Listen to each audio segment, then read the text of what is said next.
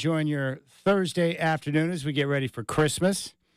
And Dwight certainly is ready for Christmas because I came in today and I had a Christmas package from him.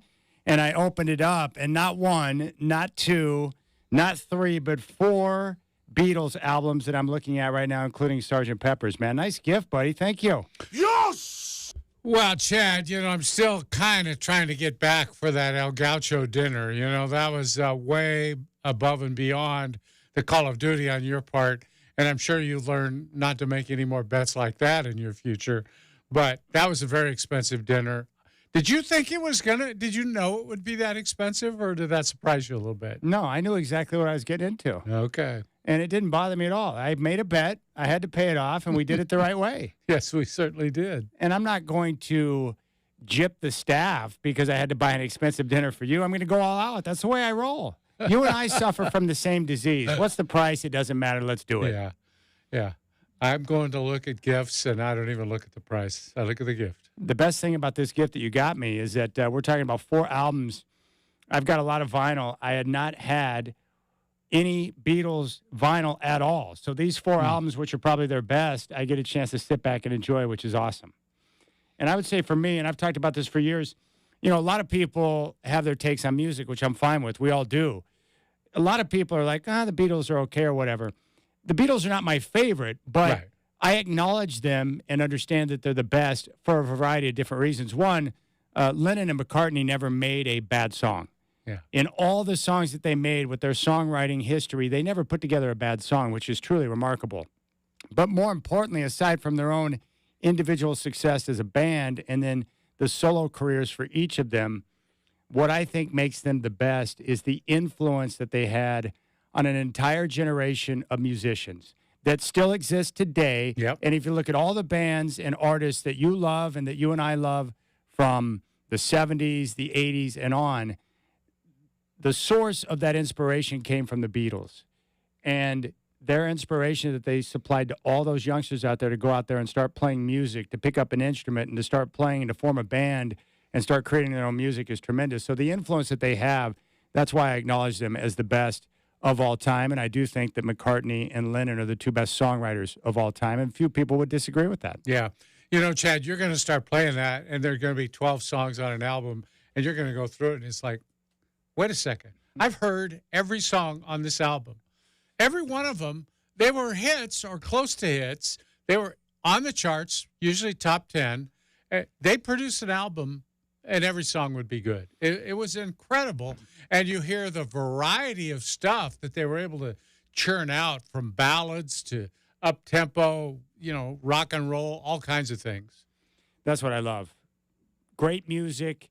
I was talking to my dad, and he said that when they came over and you had the British invasion, he goes, it's really hard to put into words how big it truly was. He goes, they took over everything. And he goes, we loved it. Everyone I knew loved the Beatles' music. My dad said they were monstrous. Yeah, they were. They were, at that time, the big show on TV was the Ed Sullivan Show, and they came over and did, Ed Sullivan on Sunday night, and the whole country watched and went crazy. And it was one of those things, you don't see it anymore. You think you see stuff at the Taylor Swift concerts. This is an audience full of teenage girls, and they are screaming at the top of their lungs. Yeah.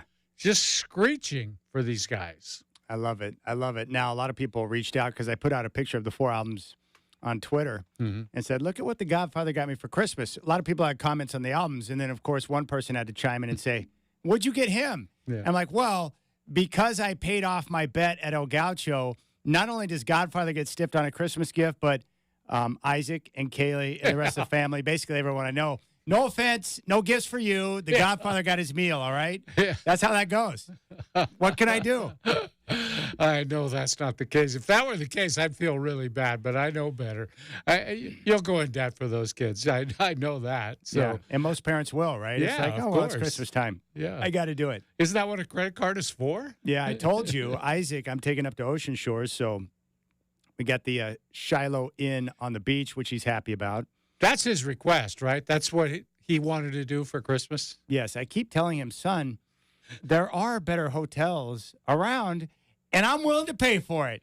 No, Dad, I really love that Shiloh. It's a great place, and I love the people there. Or it's a Motel 6 off the I-5. he's got all these different places he likes, and the trip was not about me. I went into it knowing what I was getting myself into. The other problem is that he hit me up last night, sent me a text. He goes, "Hey, I'd really like the opportunity to drive us to and from Ocean Shores."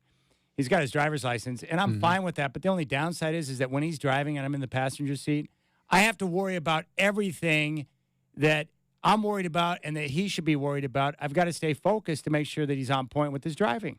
So that's going to mean that that's like 3 hours of sitting in the car gripping. So it's going to be exhausting for me.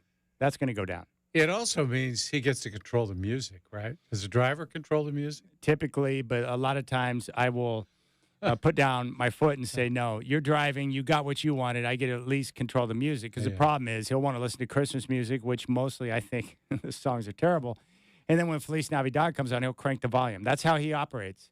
So I think I'll be able to negotiate music or radio control so I can listen to this, or I can listen to the preview of the Broncos and Patriots, or I can listen to some talk radio or whatever I want, music, whatever mood I'm in, and head in that direction. The great thing about satellite is that even when you're in between a town and the beach, you can still pick it up pretty well out in the middle of nowhere, which is kind of cool. Yeah, it is. You know, it's funny. You're lucky because I hear so many parents complaining about their kids having Cadillac tastes. Yeah. You know, and Isaac, I mean, he's taste. good with, you know, he's very modest taste. He's not asking for a lot. Yeah, all he wanted was the Shiloh Inn, and he requested a beach view from the room. And when I booked the hotel, I'd want that too. Yeah, I got the beach view, and the only request I had is that I said we need to leave by this time because the Broncos are playing a night game on Christmas Eve, and I want to get to the hotel in time to be able to watch the game. He's like, no problem. So we're all set. We're dialed in and ready to take off. So this has been a grind of a week because I worked all 7 days last week. The Blazers spilled into Saturday and Sunday.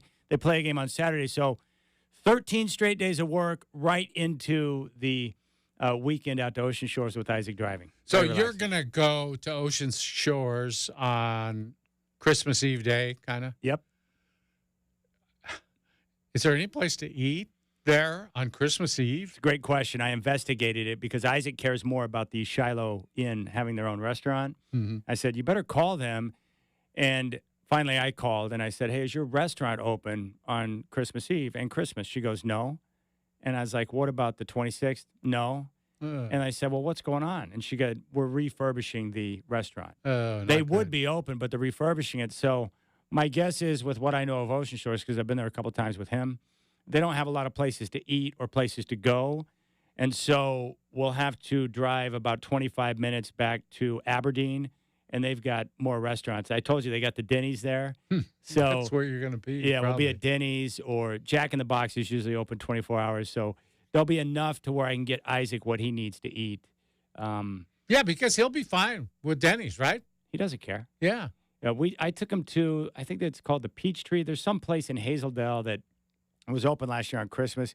He wanted to go there to get something to eat because he thought that was pretty cool. So I took him there.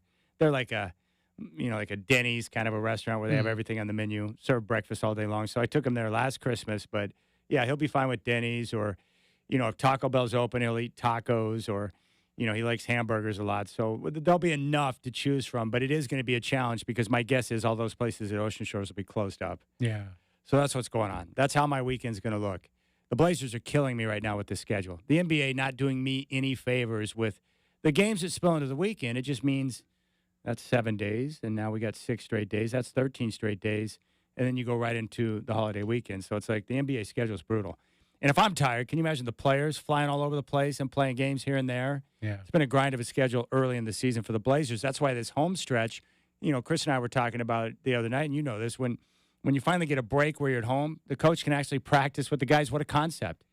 That doesn't happen very often during the season. Yeah, for sure. It's like we were talking earlier, and that job pays very well. There's no question about it.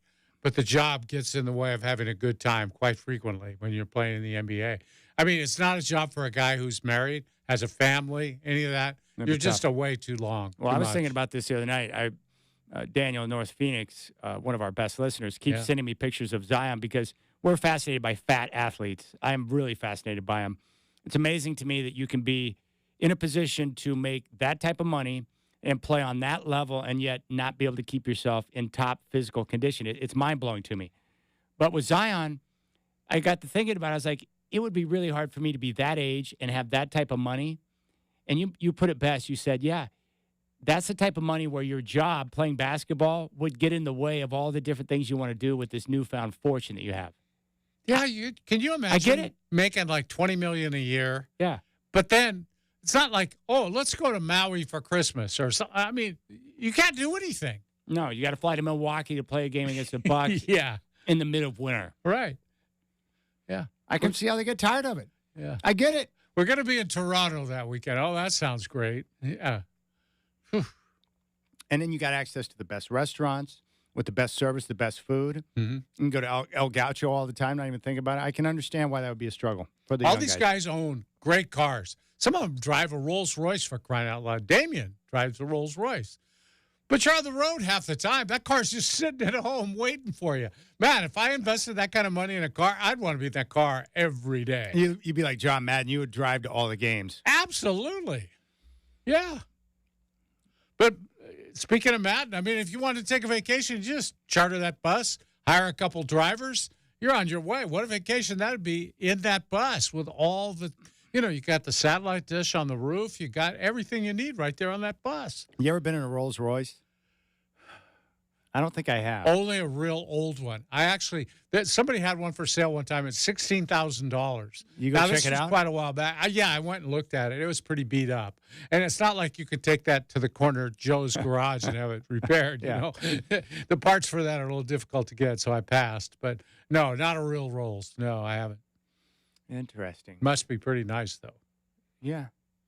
Well, we talked to Jeremy Grant, remember, when he got that new deal Mm-hmm. a few months ago from the Trailblazers. He went car shopping. I don't blame him. Yeah.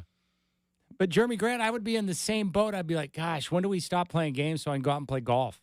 I'd be traveling to the best golf courses that you could find in the world, too. Mm-hmm. So, yeah, maybe I should be less critical of Zion and these other guys for struggling to make it through the NBA because the lifestyle is difficult. Yeah. I don't know how they do it. Young guys. And then you got women throwing themselves at you. You got money. You can do whatever you want. Whatever desire you have can be done with just a snap of the fingers. I get it. That's tough. It's amazing to me that more guys don't flame out sooner.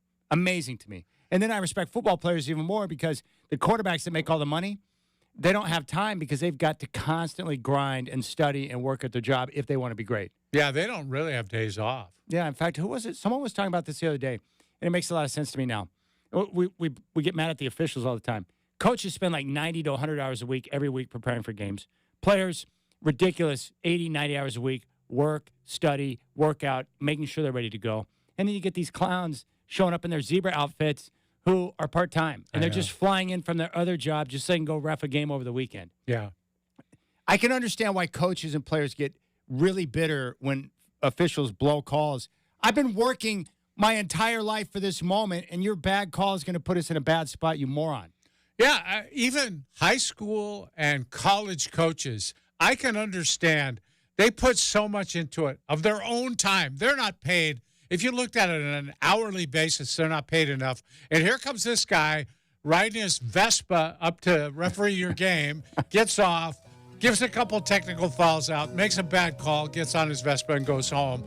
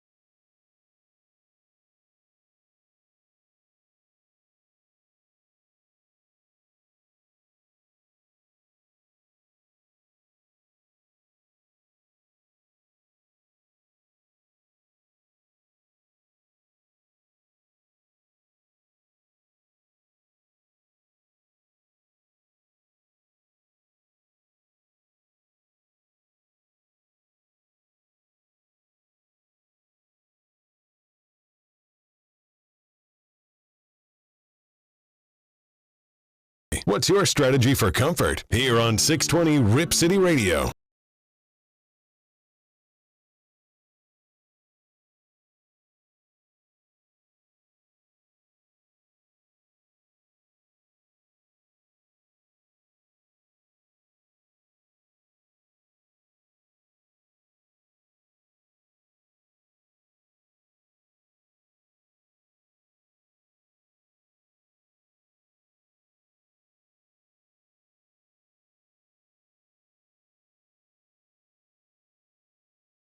To Jip the staff or Drew the staff instead, butt munch, Nimrod, idiot. All I said was Jip. It was not a slight towards the gypsies. Come on I know, now. but that is on the no-no list now. Gypsies is? Jip. So you can't say, It's kind of a slur on that ethnic group. I had no idea. Yeah. Thanks a lot for pointing it out, Miranda. Appreciate that. Yeah, I let it slide because, people don't listen that close. And if you say it and we don't do anything about it, it gets through. But So you can't say, I got gypped. no, you're not supposed to say that anymore. Okay. I had no idea. There you go. Oh, you live and you learn. Thanks a lot for just letting me destroy people in different groups and not say anything to me, Godfather. Hey. Very, very, very nice of you. If I say something, all it does is blow it up. I just let it slide. She's the only one, and she's going to jump on everything you say. You know that. She did send me a wonderful Starbucks gift card for Christmas, though. Thank you, Miranda. She cracked me in the process with the Christmas card, but she was very kind. Well, if she calls you skunk vomit, she owes you something. All it said on the envelope was skunk vomit, and it had the address on there. Skunk vomit. But and my somehow address. it got to you. That's interesting. The mailman, I think by now knows that, oh, yeah, skunk vomit's referring to Chad. He's on the third floor, skunk vomit. No one had to explain that to the mailman. They just like, okay, Chad, skunk vomit. It makes a lot of sense. Yeah. All right, the NFL is maybe infringing on the NBA's ground. Not that the NBA's got a leg to stand on, but check this out on Christmas Day, Godfather. 3 games on Monday, starting at 10 o'clock on CBS, Raiders and Chiefs, Patrick Mahomes. Then at 1:30 on Fox, Giants at the Eagles. You got Jalen Hurts right there. And then the 5:15 on ABC and ESPN, which is a phenomenal game. Ravens and 49ers, 2 teams that are vying for the top spot in their respective conferences. Mm-hmm. Now, the NBA is going to counter with multiple games of their own. And I'm curious for you, Godfather, do you think the NBA is frustrated with the NFL now trying to capture that captive audience on Christmas? On Christmas Day, the NBA is going to go out with the following games. And it's hard to imagine people choosing the NBA over the NFL, but they're going to go out at 9 with the Bucks and Knicks from New York.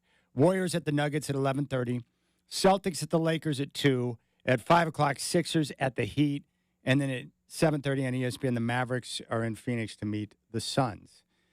There's some good games there. There are, but the NFL is king, and I would imagine when we get the ratings report back after Christmas, the NFL is going to dominate from start until finish with many millions. Do you think the NBA is upset about that?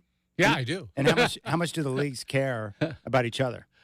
Well, they care about ratings, and once the NFL decided to encroach upon Christmas, which has always been the NBA's day, that's basically the official start of the season for a lot of fans who don't watch anything before it. That's why they have the tournament. But the NFL's snuffing that out. They're just going to annihilate the NBA ratings. Yeah. And they're trying to negotiate their new contract with television and streaming, so that they can't be real pleased over this whole thing. I mean, I can tell you what the lineup of football games is, how it's going to go for me on Christmas. I'll watch the NFL from start to finish, and I'll use the NBA as a filler during commercial time or half times. Yeah. That's how I'll do it. But it's hard to deny myself a look at Patrick Mahomes or a look at Jalen Hurts or, of course, that monster game with the Ravens and 49ers. Yeah. That's must-see television. You got to watch the Ravens and the 49ers. That's a must. Yeah. But the urgency of the NBA, like I'll check out Dame to see what he looks like in New York against the Knicks. Well, you can catch an hour of that before the football starts. So. But the Warriors and Nuggets, somewhat interested. I don't care about the Celtics and Lakers. Sixers and Heat is kind of meh. And then with the Mavericks and Suns, it's one of those deals where I might tune in just to check a little bit of Luka going up against KD. But the football storylines grab me, and I guess it's the urgency of those games. You know, for teams that are vying for playoff position, those 3 games matter to not every team, but teams that are playing in each game have great care about the result of the game for what it means for playoff position. So the urgency for me, just like we were talking about with the NBA in-season tournament, the urgency of the games and what they mean for playoff position is what draws me in. Yeah. When I know that there's something at stake where teams who lose are going to really care about the result. That's what I care about. Yeah, and like for me, I've told you, Kansas City's playing somebody that it should be much of a game. The Raiders. But, yeah, the Raiders, come on. But for me, Patrick Mahomes is must-see television. If he's on television, 9 times out of 10, I'm going to watch that game, unless there's another really good game on at the same time. But Mahomes, for me, I love watching the guy play. It's you never know what's going to happen. Well, I just would like to say thank you to the NFL for saving me because I'm going to be stuck in a hotel in Ocean Shores. Ocean Shores. And now they've filled up my entire day with football action, which is great. That's not a bad weekend. I get the Patriots-Broncos on Christmas Eve, and then I roll right into 3 games with big-time players in each game. I get myself Patrick Mahomes, Jalen Hurts, and then the Ravens and 49ers. Yeah. That's good. I'll take that. But really, what can does the NBA they don't even consider the NFL competition, right? Like the NFL is so far above everybody else in terms of dominance. The NBA is not competing with the NFL. No, right? and they avoid competing directly against them if they can. They don't want to do that. Baseball doesn't either. They try to schedule World Series games so that they don't directly compete with the NFL. But the other problem is they kill your ratings. If you are playing at the same time, it doesn't matter who's playing for you or who's playing for them. It doesn't matter. They're going to kill you. Doesn't matter. Burkhart, you come from a huge 49er family. Are you going to watch NBA, NFL, or are you just going to wait for the Ravens and 49ers to kick off? How's that going to go for you guys? Well, it depends what house I'm at because the wife's family, she doesn't usually put the TV on, so I'm usually in front of my computer watching everything. I'll watch it all. Now, when I'm at Grandma's house on Christmas Day, if anyone touches the remote and changes it off NFL, you're going to get the grandma hand slap. If you haven't opened presents yet, those might be taken out from under the tree and thrown in the garbage. You do not mess with football on the TV at Grandma's house. All right. One of the other stories to watch this weekend or for the next 3 weeks will be Buffalo and Miami in the AFC East. I'm fascinated by this. You and I were talking about the Bills coming off that dominant performance where they rushed the ball for darn near 300 yards. They dominated the Cowboys and got the win. Ever since they made the change, moving from Ken Dorsey to Joe Brady as offensive coordinator, they're finding more balance in the offense and taking pressure off of Josh Allen. He threw for less than 100 yards in a blowout win over the Cowboys, which is impressive. They ran the football. They leaned on James Cook, and he took pressure off the quarterback. They're developing into one of the hottest teams in football and a dangerous football team right now. Yeah. But what's crazy is that you look at the standings, and some of the games the Bills lost early in the year, like, for instance, at home to Denver on Monday Night Football, the tiebreakers are not in their favor. So the Bills, check this out. Their next 2 games, Godfather, they're going to get a chance to play this weekend on Saturday. They're going to be in L.A. against the Chargers. They'll win that game.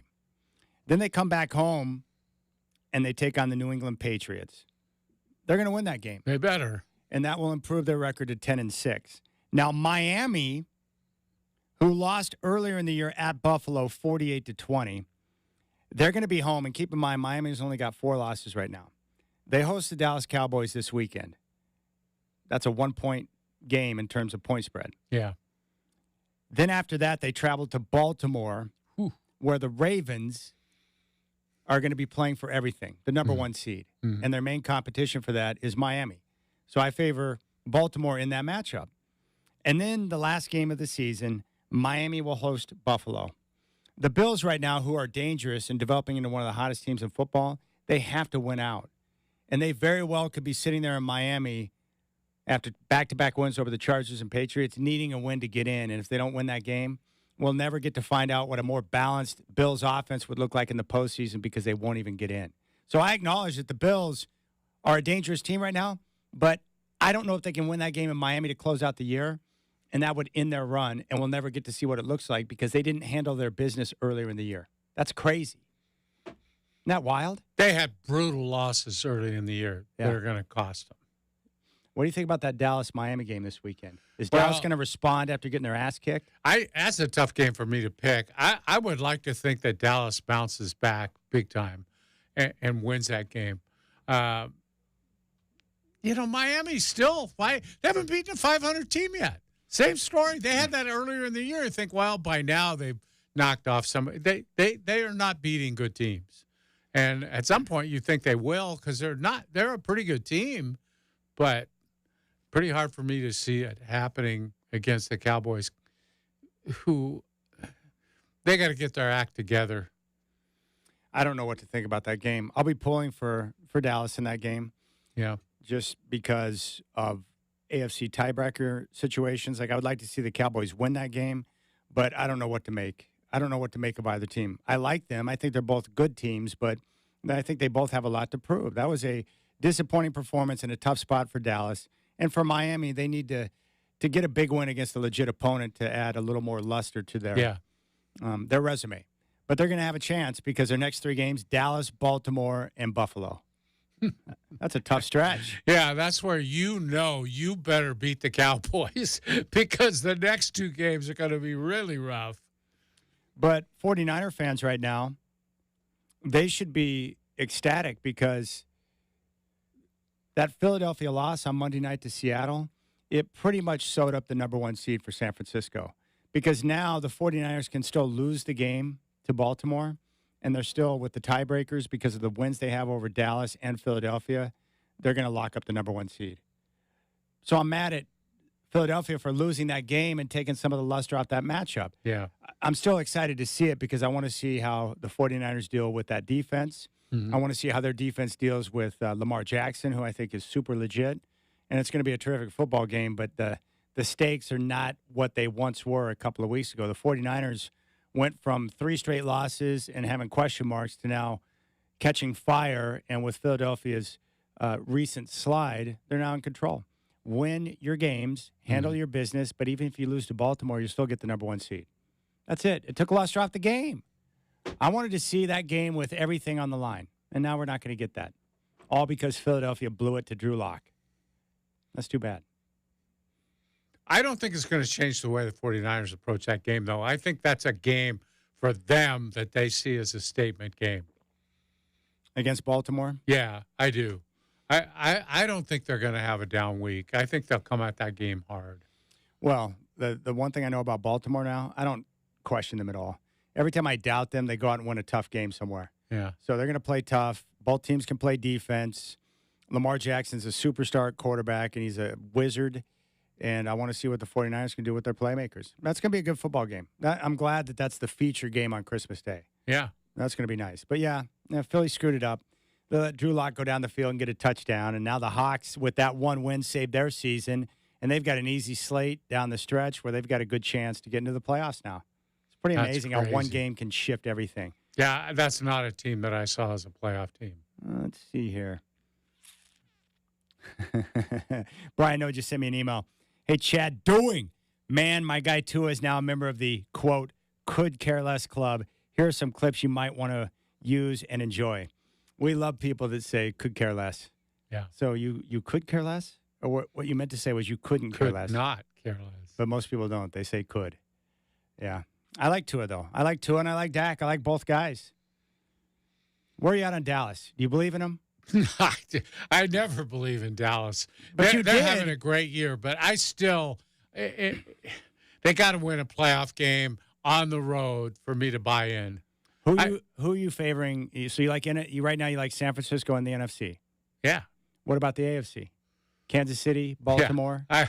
I'm still clinging to Kansas City, Chad, until somebody knocks them off. I'm still hanging with them. We'll get a chance to see what it looks like with Patrick Mahomes on the road in the playoffs finally. Yeah. My guess is he'll probably play like Patrick Mahomes regardless of where he's playing. That'd be be my rough guess. Yes. His receivers may continue to play like they've looked everywhere they played this year, but Patrick Mahomes will be fine. My guess would be that team relishes the opportunity to go out and show people they can win on the road. They're tough. They're tough. I don't know. I don't know what to make of all this, Godfather. It's craziness. I am happy. What I care about the most, the Broncos in a position to make the postseason. You get the Patriots on, coming up on Christmas Eve. Yeah. Then they get the Chargers, and then they finish up at the Raiders. They got to find a way to win all three, and they'll get in the postseason. That's it. Win Raiders. three. They got to beat the Raiders. Yeah. Yeah, with a backup quarterback and an interim coach. Yeah. 3 wins. That'd be a pretty good turnaround, right? 1-5 to 10-7, make the postseason. Is that a good turnaround? Very. I can tell you care. Very Great. Yeah. You Am really I care, supposed don't to? I don't have to root for your teams. No, I'm just trying to see which NFL teams you're flopping on now. Because you were on Dallas a couple of weeks ago, and now you're off again. Who do you think is the main competition to Kansas City in the AFC? Is it Baltimore? Yeah. Can anyone else rise up outside of those two? If Buffalo gets in, yeah. Do you think they're going to get in?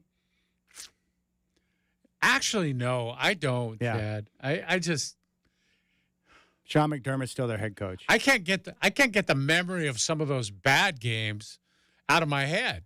You know, they played so poorly. Yeah. And the fact that they destroyed Dallas, we know it's Dallas, right? So it's like, Right, yeah. how much value do I put in that? Yeah. Huh. Yeah. 2 teams I totally don't all the way trust. So really, we've got it narrowed down. It's Philadelphia or San Francisco in the NFC.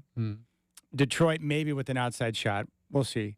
And then in the AFC, it's Baltimore, Kansas City. Those are probably the 4 teams that have the best shot at getting to the Super Bowl. Yeah. Those 4. Yeah. And I hope those 4 meet somewhere along the line in the playoffs, that one of them doesn't lose to somebody that they shouldn't lose to. All right, here are the other teams. So we got Baltimore, Miami, Kansas City, Jacksonville, Cleveland, Cincinnati, Indianapolis, and all the teams that are vying to get in. Houston, Buffalo, Pittsburgh, Denver. So we know that Baltimore and Kansas City are the 2 best. Is there any other team there that could create issues? Miami? Yeah, if things break right, Miami has, let's say Hill comes back 100%. They get you in that offense, and if you don't have quickness at corner. I know, but you just spent 5 minutes telling me how they haven't beaten anyone this year, except They for Denver haven't. with the winning record. I know. Yeah, they so you don't haven't. buy into Miami. Well, then. I don't buy into them, but you ask who else? You're asking for my 3rd pick. But if there is no 3rd pick, you can just say there's no team that can challenge Baltimore and Kansas City. Yeah, well, I don't think there is. Okay, really. then that is your answer. And I'm with you on that. In the NFC, San Francisco, Philadelphia, we consider the 2 best, although Philly's got some issues right now. Who else is in there? Dallas, Detroit, Tampa, Minnesota, the Rams, the Seahawks? Dallas is the only other team you could consider, right? Yeah, and that's shaky. Yeah, it is. But I mean, it's not like they haven't been knocking on the door either. I think they have the talent to do it. They just get in their own way too often. Well, Burkhart, you're a 49er fan. What team concerns you the most out of the NFC? Is it Philly? Is it Detroit? Is it Dallas? Who concerns you the most as a 49er fan? I think it's Philly. Dallas doesn't bother me. I think you match up well with them. Everyone's down on Philly right now because they're going through this little stretch. But I also just think that's football. Sometimes you have those down weeks. I mean, look at the 3-game losing streak the Niners had, and everyone was instantly down on them. Oh, they're not the best team in football anymore. And then, boom, they cut it back together. And, yeah, they're unstoppable. No, I think the Eagles match up very, very well. They got a good line. Kelsey just anchors that thing like a beast. If Hurts is healthy, they're a problem. All right, we'll keep things rolling here on the show. We got game day coming up at 4:30. The Blazers, second time this year they've been favored. 4-point favorites tonight at home against the Washington Wizards. They should be favored against the Wizards. What's their record in games they're favored, Chad? 0-1. Yeah. They were favored against the Jazz last week and got smoked. Let's see if they can turn the tide tonight with the Wizards in town. Yeah. You want to jump on board? 503-248-0620. When we come back, we want to talk about this issue with Scoot Henderson. How do the Blazers find him more minutes on the floor?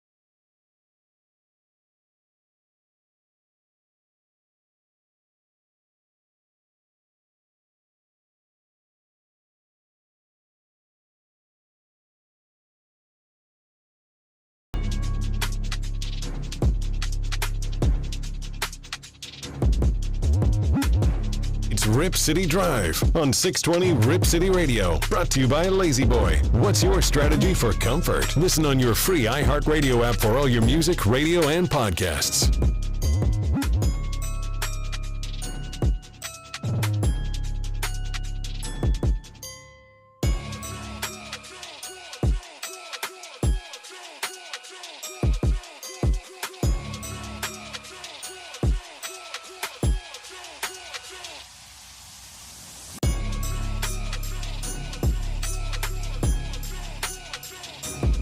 All right, Godfather, let's continue our discussion about Scoot Henderson. What do the Blazers do to get him more minutes? Because the problem is right now he's not playing great basketball. Anthony Simons is clearly the best player on the team. They also have a veteran in Malcolm Brogdon, who is a very good player. And you've got Shaedon Sharpe, who has been inserted in the starting lineup. So they've got a logjam at guard, but they spent the number 3 overall pick on Scoot Henderson. So you want to get him time to develop, but he's getting about an average of about 23 minutes per game right now. Yeah, you know, Chad, I pointed this out earlier. This is their problem right now. With what they have on the roster, I don't see how Scoot Henderson is going to get more playing time than he's getting right now. It's very, very difficult with those 3, let alone the presence of Brogdon now, who's taking minutes. And the only way Scoot's going to get more minutes is the way he did in the last game, where he got almost 30, but that's because Shaedon Sharpe got hurt, or he had the internal thing, or adductor is what it was, and left the game in the first half. So he got some of those extra minutes. But if they're healthy and all the guards are there, you know, Scoot's going to be a 20-minute-a-guy, and I a 20-minute-a-game guy. I don't think that's enough. I don't think they can find things out about him, and I don't think he can develop very well if that's all he's playing. He's got to play more than that, win or lose. Well, when you talk about the other guys, the real problem you're talking about is Anthony Simons, because Anthony's a point guard, Scoot's a point guard. Brogdon's not going to be here much longer. He'll probably be moved out by the deadline. But even when Brogdon's gone, you're still going to start Ant at point guard because he's the best player, which means Scoot will be coming off the bench. That's the big issue. It's Anthony Simons being at the level he's at right now and Scoot being young and still learning his way through, only having played 17 games thus far in his career. Isn't that the issue, Anthony? It is, except if you just had the 3-guard rotation, you could get him up to 30 minutes a game, I believe, because both the other 2 guys can play the off guard. You know, you start Simons at the point, but he can play off the ball too because he's a catch-and-shoot guy, and he can score for you. And so he's going to get his minutes for sure, but at least you can get Scoot more minutes. It's so difficult right now. And the answer is really to divest yourself of Anthony Simons, which they don't want to do because he's their best player. He's still young. What is he now? He's still just 24, I think. And so you trade him now, you're taking a chance on a guy coming back to haunt you for years in the All-Star game. It's Jermaine O'Neal all over again. Do you want to go down that road? Well, I don't think they do. So what you end up doing is you're stunning the development of Scoot Henderson. Now, that's a problem too. And I don't necessarily have the answer. I'm just pointing out that's a problem. And they're going to eventually have to deal with that. Somebody's got to go. Well, really. I think the biggest problem for me is that Scoot shoots 23% from downtown. That's a problem. He doesn't shoot the ball. He's 19 years old, and this is his first year. I understand that, but he couldn't shoot the 3 in the G League. He was below 30%, and he still doesn't shoot the 3 ball now. I just don't know how you're going to take a bad shooter and make him a respectable NBA shooter. That's my concern. Well, it's happened with other guys. Jason Kidd couldn't shoot when he came in either. I think it's a matter of how bad he wants it. You can put him out there, and you're going to have to live and die with it because they're committed to him. I don't see what else they can do. They're committed, yes, but my question is, how long? When would you deal Ant? How long would you hold on to Ant before you move him? I mean, have you seen enough from Scoot to know that I can move on from Ant right now? I think they're committed to him. I think they think he's going to be great. Okay. Have you seen enough from Scoot to feel comfortable trading Ant at this point? No. Okay. I don't either. And I'm sure that I'm not sure I'd ever want to trade Ant. I think he's going to be a really good player. But at some point, they'll have to make a choice, right? You can't Right. continue on with Sharp, Scoot, and Ant long term. Meaning 3 or 4 years from now, you don't expect those three guys to be on the team, do you? Probably not. You're really sold on Sharp being the guy, right? Yeah. I mean, right now, we know one of the keys this year is to identify which part of the team you think is going to be long term. I think Tamani Kamara can be a long-term part of this team, either as a starter or a legitimate role player. Yeah. And Shaden Sharp, yeah, I'm convinced that he's going to develop into a mighty fine basketball player, a bona fide starter. And then we'll see where it goes from there. But, yes, I'm sold on those two, and then I'm sold on either Ant or Scoot. I think it's just easy to get sold on a guy in this situation where you don't really have a very good team. And so you see somebody standing out, and they're standing out above other people. But, he's going to be a rotation player. He's going to play. He could be a really good player, or he could be Zach LaVine. I don't know. I don't know what he's going to be. Can Scoot ever fully develop with Ant on the roster? Yeah, if Ant doesn't play point guard, he could. But, yeah, he needs to start and play point guard minutes. He needs to do that. That's how you develop these guys. And most of them that you take that high in the draft, they play. You don't think 20 minutes a game is enough, do you? Well, of course not.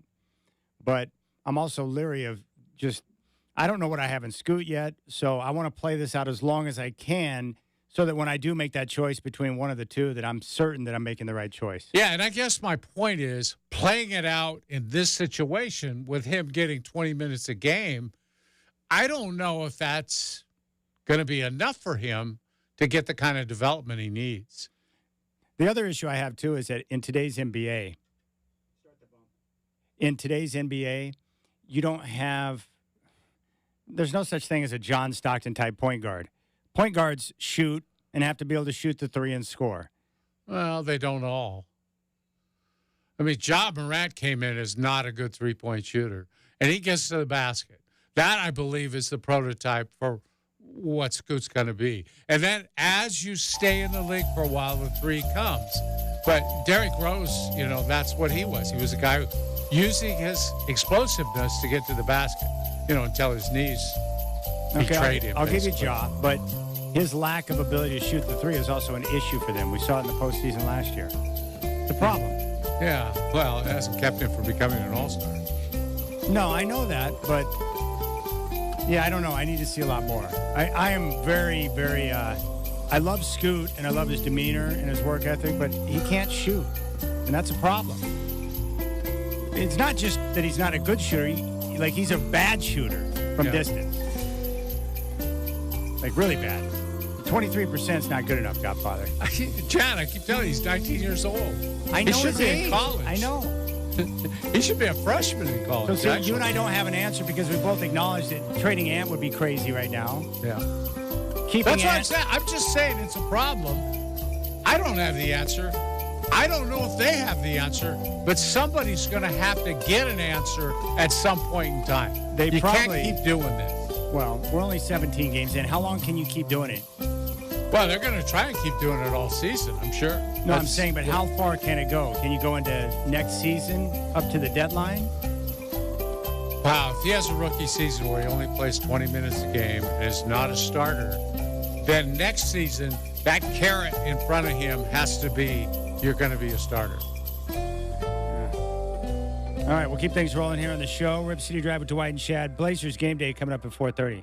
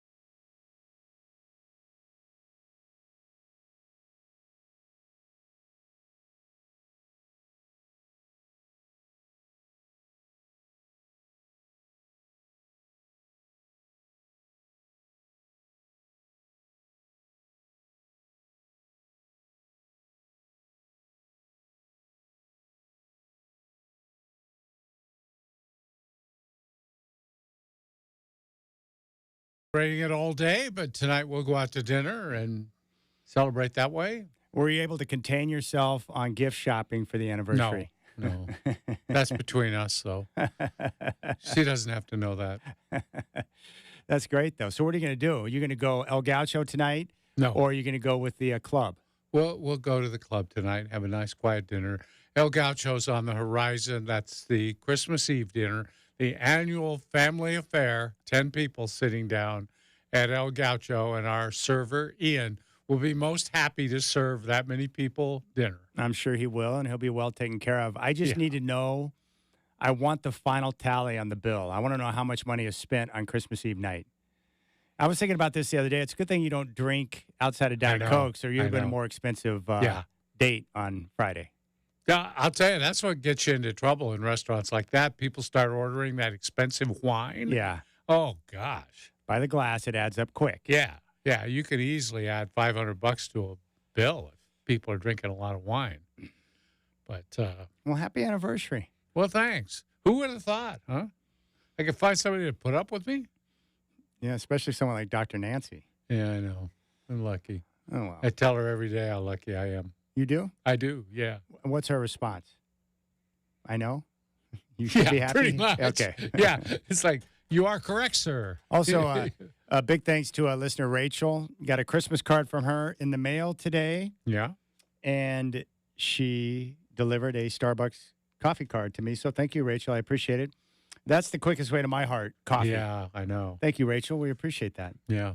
You get the coffee, I get the Diet Cokes. That's right. And one of the guys that delivers that's Daniel in North Phoenix, who is on hold. We go there right now. Daniel, I hope you're enjoying the sunshine down in Phoenix. How was the UFC in Vegas? The UFC in Vegas was really wild. Got to meet Dana White, which was cool. I saw that. The great President Trump was 100 feet away. Did you get to meet Trump? I tried to get up there, but Secret Services or his bodyguards were all over the place, so couldn't meet him. But it was a good weekend, and I really did enjoy myself. That's excellent, man. Merry Christmas, Daniel. Merry Christmas to you and Godfather. Daniel, Merry Christmas, and thank you for the Diet Cokes again. You're the best. Hey, that's what I got to do for you, Godfather. I know you love them. I love them too. It's a delicious beverage, so It is, I just can't. I just deliver. Hey, Daniel, how much do you enjoy? How much do you enjoy fat athletes? Okay, that's what I wanted to get to. So, I love the fact that Zion loves food more than he loves money because the last 3 years of his contract are not guaranteed because, unfortunately, he orders a Coke rather than a Diet Coke. You should probably stick to the diet, if you know what I mean, which is amazing. Also, Chad, I want to talk about Anthony Simons. Yes. Because he's obviously the starting one. He's the best player on the floor. But he was drafted by the previous general manager in Olshey. Yeah. And he doesn't really play any defense, so I think he's the odd man out. And they try to get rid of him in the summer, and how many teams wanted him? How do you know they tried to give him up in the summer? Come on, we all know that. They were trying to get something for him. They wanted to keep Dame. Or maybe they didn't. Maybe they were just lying to us. So maybe you're right, Godfather. I just thought they were trying to get rid of him this summer. Well, I think in the situation where they would have kept Dame, I think that Anthony would have been an obvious choice to move if you were looking to bolster the team. No, that's true.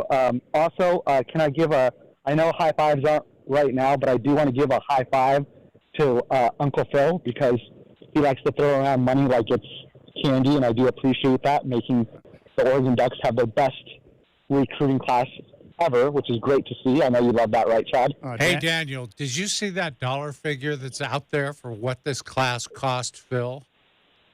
No, I didn't. What was it? I don't know where it came from. Somebody pulled it out. $15 million is what I saw. And that's all coming from Uncle Phil. Love Uncle Phil. God bless his soul. And I hope he buys the Blazers one day, and I hope he lives to 100 years old because he deserves it. There you go. Now, do you have anything else before you go? Oh, I do have something for you because I don't come disappointed. I just want to, before I say what I'm going to say, I just want to apologize to all the feminists and all the liberals out in Portland because I know it might be offended to them. So sorry in advance, but Chad. Put Why your was hand a on the blonde? button. What? Why was a blonde running around in circles in her bedroom? Why was the blonde running around in circles in her bedroom? I don't know, Daniel. Why don't you tell us? Because she was trying to catch up on her sleep.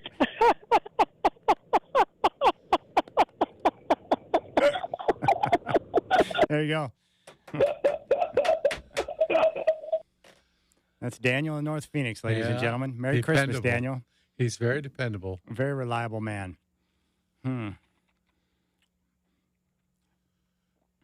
Yeah, I don't know what you do with the whole Scoot Ant situation. I guess what you do is you just continue to be patient. They don't have to do anything this year. Let the season play out. We've only seen Scoot play 17 games. I don't know what they have in him. I'm concerned about his shooting percentage, but, you know, I don't agree with you. I don't think those two guys can play together. I don't want to give up on Shaden, so I don't want Scoot and Ant as my backcourt because I want Shaden out there. I like his size and his athleticism and the way he plays. He's a different type of player than those two guys. I just think both guys, Scoot needs the ball in his hands. I think Ant's better with the ball in his hands. At some point, they'll have to make a decision there, but they don't have to do it now. They can continue to wait, and they can go into next year as well. Ant's on a very team-friendly contract. Obviously, Scoot's on his rookie deal. Just continue to let things unfold and develop and see where it takes you. I think what they are hoping is that eventually Scoot will, once he gets it, he'll start to ascend and show that he clearly is the man, and it will make that decision much easier. Yeah. Don't you think that's what they're hoping for? I do think so. I think their odds would be better if he was playing more, but I think this is the way they're going to approach it. Yes. Yeah. And I agree with Daniel, too. Schmitz and Cronin, like any other front office, they're going to be more partial to their guys that they draft, right? In most cases, aren't they like that? Their first guy taken was Sharp, and then they grab Scoot the very next year. So, yeah, they're going to be very partial to their guys and give them every chance to succeed. Any front office would do that. But the good thing is they don't have to make a move right now. But I would agree with you that I think Scoot's better off being in a position to play starters minutes so he can develop at a more rapid pace. That's why to solve the issue in the short term, I would start Sharp, Scoot, and Ant in the lineup together. It's not ideal because you got one guy playing out of position, but I would start all three. And that way they're all getting starters minutes. They're all getting a chance to be on the floor at the end of games, and then you let them develop through that. That's how I would do it. I would too.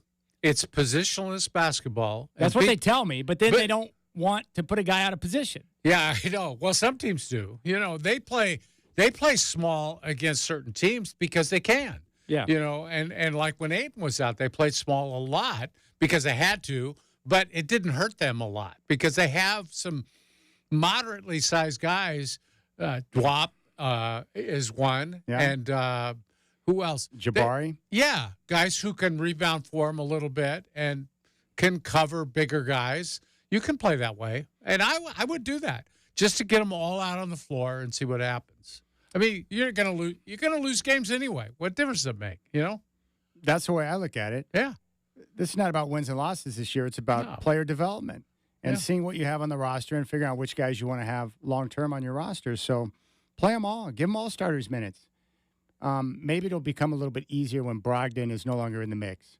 Because how the coach operates. He wants his best guys out there, and he knows right now that Brogdon and Ant and Sharp and Tamani give him a better chance of winning games than Scoot being out there. Well, and I mean, let's face it. They owe Brogdon playing time. They just owe him. He's there. He's mentoring the younger guys. He's doing what he's supposed to do for this team. He's a good enough player. He's got to get his minutes. You can't cheat him out of his minutes. That's not right. It's just not right. He has been a pro's pro in every sense. Yeah. Ever since he came over. Yeah, so you have to treat him right. And I think teams have to do that or you don't get those guys. They don't want to come here if they see that you're not being fair to them. So they have to be fair to Brogdon. Yeah. Yep. And to be fair to the youngsters that you're trying to give a chance to develop, look, the great thing about Brogdon is that he's been great right now. He's helping the youngsters. And then when they move him, they're going to get something of great value in return. You hope. There are teams out there that they're obviously going to have interest. They'll be able to create a bidding war on Brogdon. He's been You think terrific. you can get a good first-round pick for him? I do. Yep. That's what I'm being told. Yeah. And I agree with that. Yes, you can absolutely. I would demand it. He's a good player. Whatever contender he goes to, he's going to help them significantly come postseason time. You think about how many teams that are maybe a player away could look at a guy like Brogdon and he could help put them over the top because you can put him in key situations. He's a good decision maker. He's good at getting into the paint. Smart. He brings that culture you're talking about. He's going to fit the mix with your locker room. Yeah, he's perfect. And you'd rather have a pick than a player in return, right?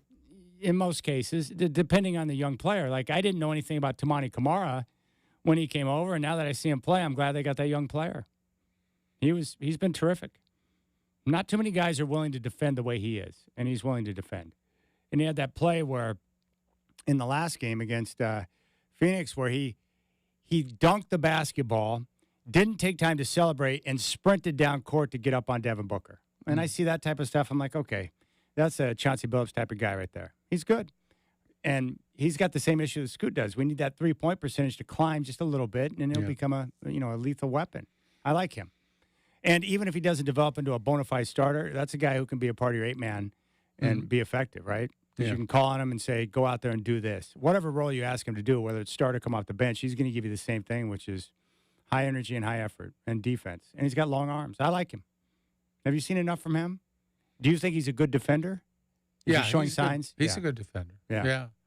His offense is his question mark. That's the question mark. Yeah. But he can guard multiple positions. He can be a defender. No question. It's just you look ahead. This team really isn't going to be a playoff team for another at least 2 years and maybe longer. So you start pushing out, and you think, is he still going to be on the team 3 years from now, say? Well, he's good enough to be, but, all kinds of things will happen to this roster over time. Trades, somebody might want him in a deal. You might have to include him to get a player back that you really want because they're searching, Chad, I believe. Reason I think they should go after picks all the time, they're still searching for that 1A guy, that lead guy that's the superstar that might be able to get you there by himself. That's the guy they really need, and you get him in the draft. Yeah. Hopefully Scoot can become that guy. Yeah, you'd like to think. It's harder for smaller guys to be that guy, but Becky Hammond is in real trouble today for saying that on TV. She said that on the ESPN show today. What'd she say? Well, she said you got to have the 1A guy to get there, and she didn't think the Knicks had him. And then Perkins said, yeah, they've got a 1A guy. Brunson, he's a 1A guy. And she said, nah, Curry's the only smaller guy that's been able to get his team there and win. And I think that's okay to say that. What I would have said is, I like Brunson. I think he's a heck of a player. I don't think he's a 1A guy. I don't think he's your best player on a championship team. That's the key to being that number one guy. He's not that guy. The only undersized guard I've seen be a 1A on a championship team was Isaiah Thomas. Yeah, he was. Yeah. But outside of that, I don't know of any off the top of my head. Well, there was in the old days. Like Cousy was with Boston, was a small guy. I know, but I'm just talking about in my lifetime. Yeah. Oh. Yeah. In my lifetime, Isaiah Thomas is the only one that comes to mind. Is there anybody else? Curry and Thomas. You talk about being the best player on the team or just being a starter on a championship team? Because, you could go. Well, by Becky's definition, a 1A guy on a championship team. Right. Curry and Isaiah Thomas are the only two guys I can recall. Yeah, and I'm not even sure Isaiah was 1A on those teams. He probably was, but, man. No, not probably. He was. I watched all those games. There's no doubt in my mind. He carried them for long stretches in the postseason. Dumars was really good, too. No, Dumars was good, but it was Isaiah's team. He put up the single best court I've ever seen in finals history on one ankle. 1 foot. Isaiah Thomas was wildly awesome, and he could score points in bunches quickly. He was terrific. Yeah. And he was also, you can have any of the guys that talk about those teams, the bad boys teams, they all point to him. Isaiah, Rodman, Sally, they all point to him. Now, he had good players around him, defenders, guys, but did you not like Isaiah? I get the sense you don't like Zeke. That's what Chad, I get nobody in the league liked him. Okay? Michael Jordan, if you asked him, he wouldn't tell you that he was the key to the Pistons because he didn't like him at all. And he iced him out, famously. But well, there's a lot of guys who are a-holes. It doesn't mean they weren't darn good basketball players. No, he was a great player. He was a great player. Yeah. got any thoughts there, Burkhart?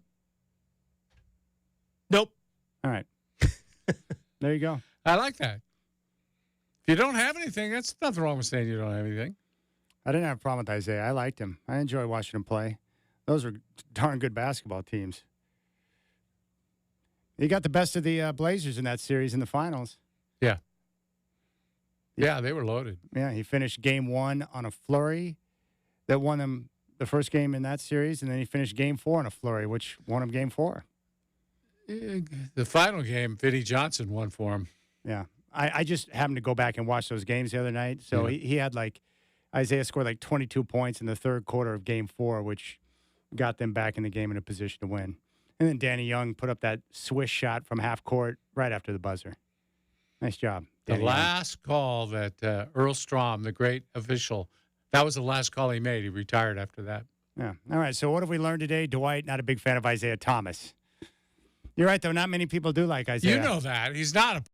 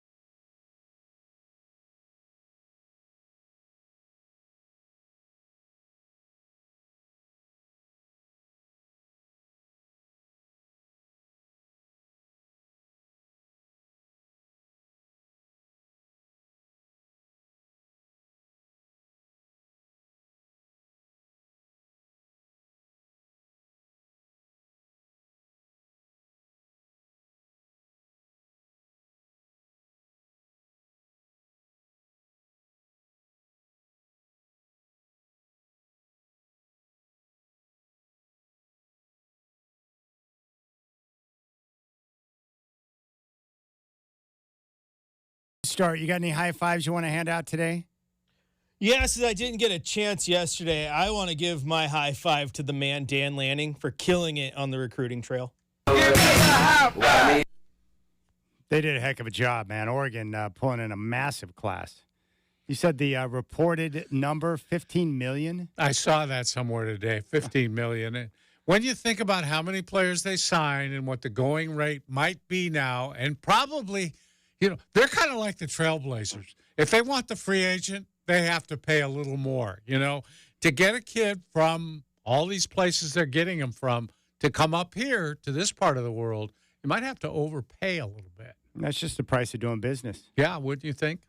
Gosh, man. Props to him. Props to the Ducks. That's big time. And now with this recruiting class and you got Dylan Gabriel coming in, they're going to be in prime position to make a move next year with the expanded playoff.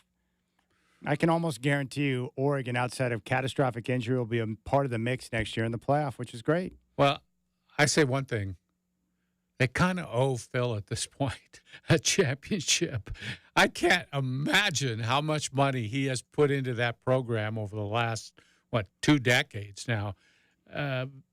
Yeah, let's get Phil a championship, boys. Yeah, they do. They owe him. Yeah, don't they? I mean, he's put in like $1 billion. At the very least, they could get a championship for him before he dies. Yes, pay him back. That's all he's looking for. Can I get a return on my investment, boys? Yeah, it's not a loan. He's not asking that they pay him back in dollars. Just get him that trophy.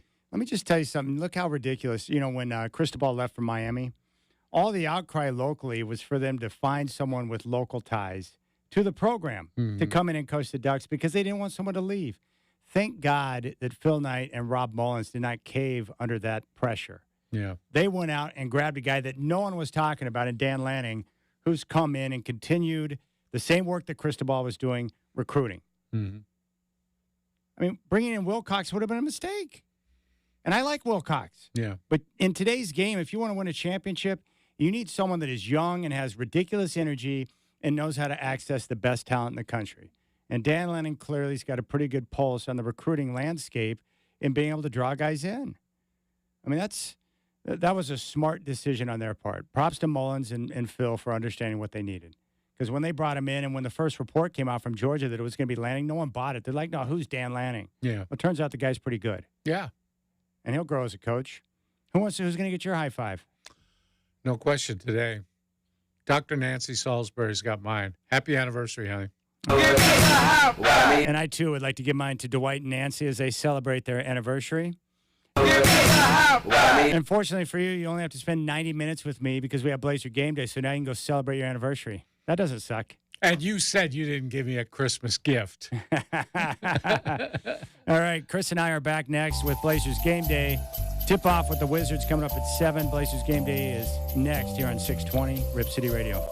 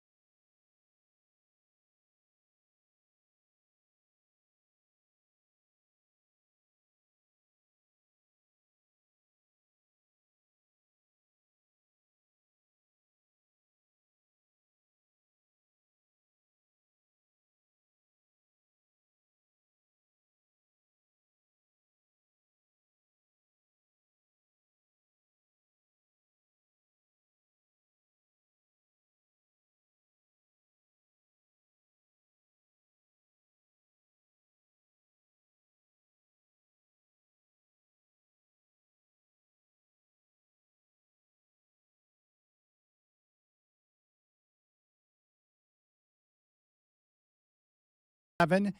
We're with you all the way up until 6 before our good friend, the principal, Curtis Long, will take over with your Trailblazers pregame show. Tonight, the Trailblazers have a chance to make it back-to-back wins, and it's only the second time this year when they have been favored. They're favored by 4 tonight against the Wizards. I can tell you right now that Shaedon Sharpe will not play tonight with the adductor soreness, so I would imagine we're going to see more of Malcolm Brogdon, who was Johnny on the spot in the second half last night in their come-from-behind victory over the Phoenix Suns. If you want to jump on board, you can join us on YouTube. Go to youtube.com and pull up our homepage, Rip City Radio 620. It's a great way for you to get involved in the discussion on the YouTube chat and also check out the live stream. You can see both Chris and I. Telephone number 503-248-0620. And you can find me on X at Chad in Rip City. 503-248-0620 is your telephone number. The Blazers, as I mentioned, finally got a reward for the effort that we have seen from the group this year with that victory over the Suns. And with the win over the Phoenix Suns on Tuesday, it snapped a 7-game losing streak. And the Blazers, in the middle of this homestand now, have a chance to get something to feel a little bit better about with Washington coming to town tonight. Just 4 wins on the year. The Blazers right now sit at 7-19. Well, the game that we saw on Tuesday against the Suns, it got off to a precarious start where Phoenix was on fire in that first quarter. 3.4 left in the quarter. Inbound to Durant in front of Brogdon. Goes left, runs it up. It's good to beat the buzzer. And the Suns take their largest lead to the second quarter. They lead at 36-20. That's where they sat after one. It was a 36-20 game, and the Suns in that first quarter, they were 14 of 20 from the floor, good for 70%, and they were 3 of 6 from downtown, 50% from 3. They put 36 points up on the board. They were up by 16 points after one. And for the Blazers, it was really a sloppy first quarter. 10 turnovers, which led to 11 points for the Phoenix Suns.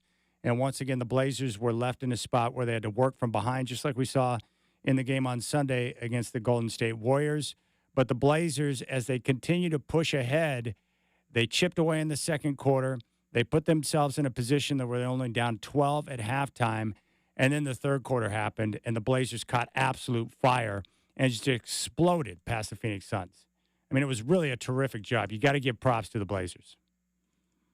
Simons back to Ayton, spins in the lane, kicks it to Simons. Simons to Grant, to the corner, Brogdon free for the lead, buries it! Blazers come all the way back to take the lead, 68-67. Their first lead since it was 3-2. The Blazers outscored the Suns by a total of 18 points, 38-20 in that third quarter. They went on a total run of 31-9, and as they pushed into the later into the game, they continued to pour it on. Grant with the slow dribble, goes left. Now he throws it to the corner for Brogdon, is wide open from downtown, buries it. 14 for Brogdon, Blazers lead by 14. Timeout, Phoenix. A 29-point turnaround in this half. All right, they were up by 14 at that point at 105-91. So they're in control of the game, but much like we see in the NBA, the Suns had one more run in them. They exploded for a 13-2 spurt, and they put themselves in a position to where they were only down by 3 at 107-104. And at that point, the Blazers were in need of a basket, less than a minute to play, and they turned to Anthony Simons, who had a dynamite second half. Simons for the baseline, looks to get it in. Grayson Allen will defend the inbound pass. Gets it into Jeremy Grant. Top of the key to Simons. Down to 5 to shoot. Down to 3. He takes off. Simons drives. Puts it up. Good! With 10.7 remaining. Timeout, Phoenix. Blazers by 5. 109-104. 23 for Anthony Simons. That bucket would seal it as the Blazers get the victory 109-104. And it snapped the 7-game losing streak, and the Blazers really in that second half have a lot to feel good about. For the game, Tamani Kamara played 21 minutes, great energy on defense, finished with 5 points, had 9 rebounds, and we saw him challenging the Suns all night long. So great effort from Tamani Kamara. Jeremy Grant with 22 points on the night. He was 8 of 15 from the floor, 3 of 4 from downtown. He also contributed 4 assists. In the middle, DeAndre Ayton got off to a slow start, but he played 40 minutes on the night, finished with 16 points, 15 rebounds, recording a double-double. He was 6 of 18 from the floor, but his energy, his defense, the way he really picked it up in the second half, and his passing in terms of facilitating the offense, he was dynamite. Big props to DeAndre Ayton, who outplayed Yusuf Nurkic and was a vital part in this win for the Trailblazers. Shaedon Sharpe, only 8 minutes in the game, did not score, but left with adductor soreness, and that opened a way for Malcolm Brogdon. More on him in just a moment. Anthony Simons got off to a slow start, but finished the game with a team-high 23 points, 7 assists. He had 3 rebounds. He was 9 of 23 from the floor, 2 of 7 from downtown, including that key bucket, which sealed the game for the Trailblazers. Off the bench, Scoot Henderson scored 7 points early, finished with 9, 3 of 9 from the floor. And Malcolm Brogdon, 32 minutes of action, 14 points, 4 boards, 4 assists. And he was the one who really picked up the slack when Shaedon exited the game. And Malcolm Brogdon was a monster for them in the second half. Again, like we've seen throughout the course of the year, one of multiple guys to step up and make game-winning plays for the Blazers. Also, a special mention to Jabari Walker. He played 9 minutes, finished with 9 points, had a couple of rebounds. But I love him because his play, his 9 points came in the second quarter where he led the Trailblazers in scoring for the period. But once again, great energy, good defense, making an impact on offense. He connected on all 3 of his shots. He was 1 of 1 from downtown. But you see the growth with Jabari, and that's the key of a reserve right there. Whether it's 9 minutes or it's 30 minutes or it's 25 minutes, whatever it may be, when you're called upon, step up and do the best job possible for your team, and Jabari Walker was able to do that. He was vital in the second quarter in allowing the Blazers to stay within striking distance, so when they got it going in the third, they were able to take control of the basketball game. The Blazers on the night, the key difference, 3-point shooting. They were 14 of 28 from downtown, good for 50%. The Suns just 5 of 23, 21%.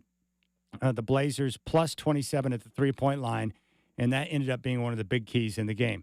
For the Phoenix Suns, Kevin Durant led the way with 40 points, 16 of 28 shooting. He was a monster. They also got 26 from Devin Booker, but he did not shoot the ball well, just 1 of 5 from 3, 11 of 25 from the field. And they also got 11 points in 32 minutes from Grayson Allen. Yusuf Nurkic, the former Trailblazer, 9 points, 13 rebounds, 30 minutes of action, just 4 of 11 from the field. Really a vintage Nurk game like we used to see in Portland, where a lot of opportunities up close, unable to convert. And like I mentioned before, DeAndre Ayton getting the best of that matchup. But the Blazers should feel good about that effort. You know, they played well, had some strong moments against Dallas, couldn't get over the hump. Same thing against the Warriors. They came back, couldn't get over the hump. But against Phoenix, that third quarter, 38-20 advantage, put them in a position to win the game. And it started with being cleaner. 10 turnovers in that first quarter.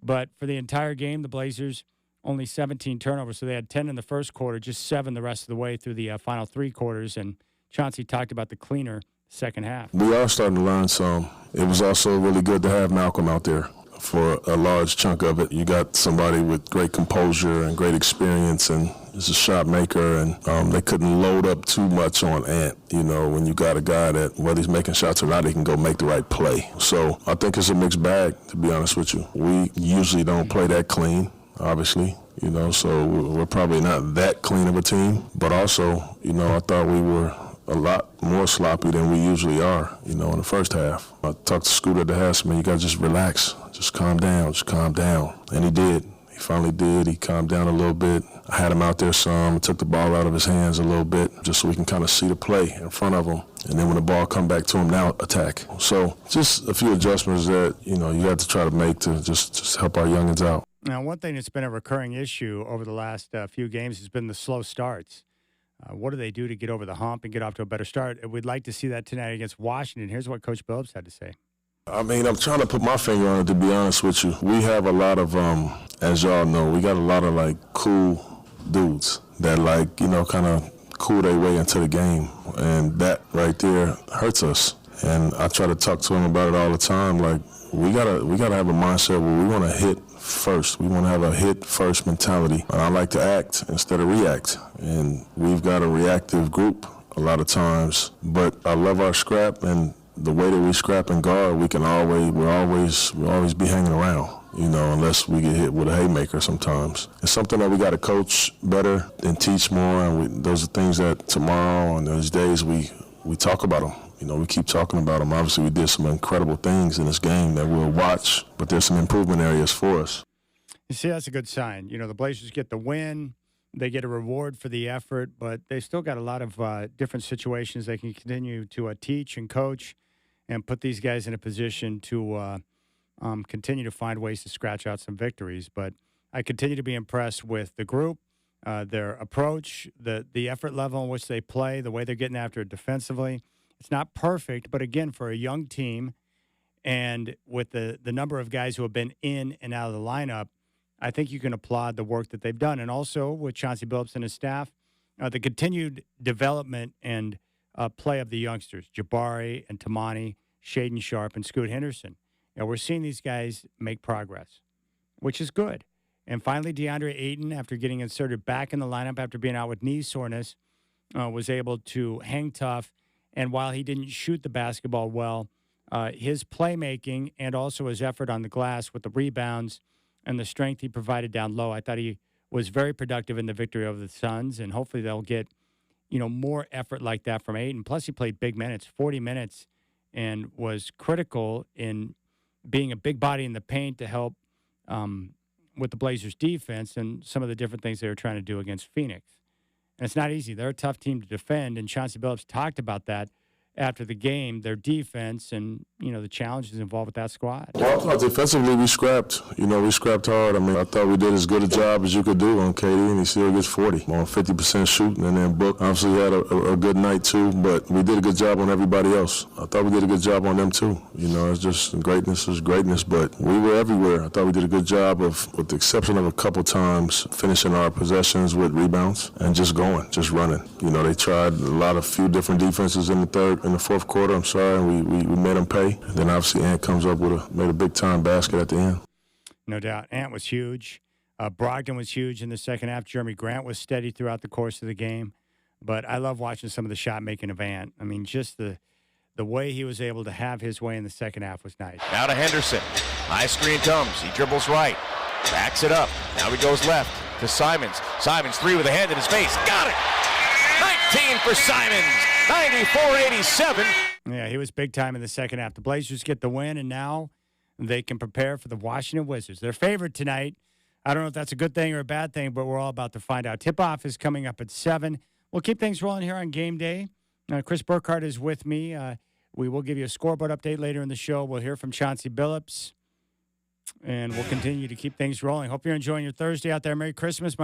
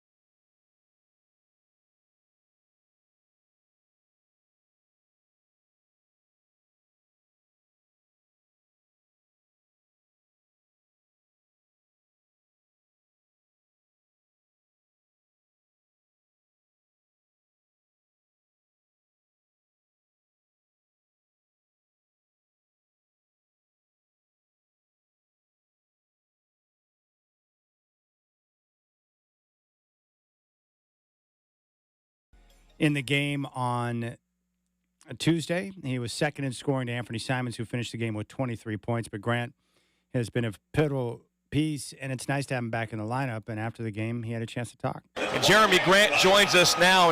And, Jeremy, you've had a lot of games like this that have been very tight down the stretch against very good teams. Tonight was another example of that. Why was this one different? I think we just kept our composure. We stayed extremely poised. We got a lead, and we kept it. We was poised, like I said, and we came out on top. You were down 15 in the third quarter and quickly turned things around and had a double-digit lead in that period. Defensively, you were able to make some plays that you didn't make in the first half. What was the catalyst to spark that run? We just had to make adjustments. KD had it going. We know we had to make the shots tough. And if we made it tough all game, we was going to be fine. To get a win after a 7-game losing streak and so many hard-fought games that didn't go your way, just how much does this win really lift the spirits? And are you creeped out that Blaze is putting his arm around you right now? Nah, Blaze is cool, man. He's a good dude. But to get the win, though, just to lifting your spirits back up as a team, how much did you need it?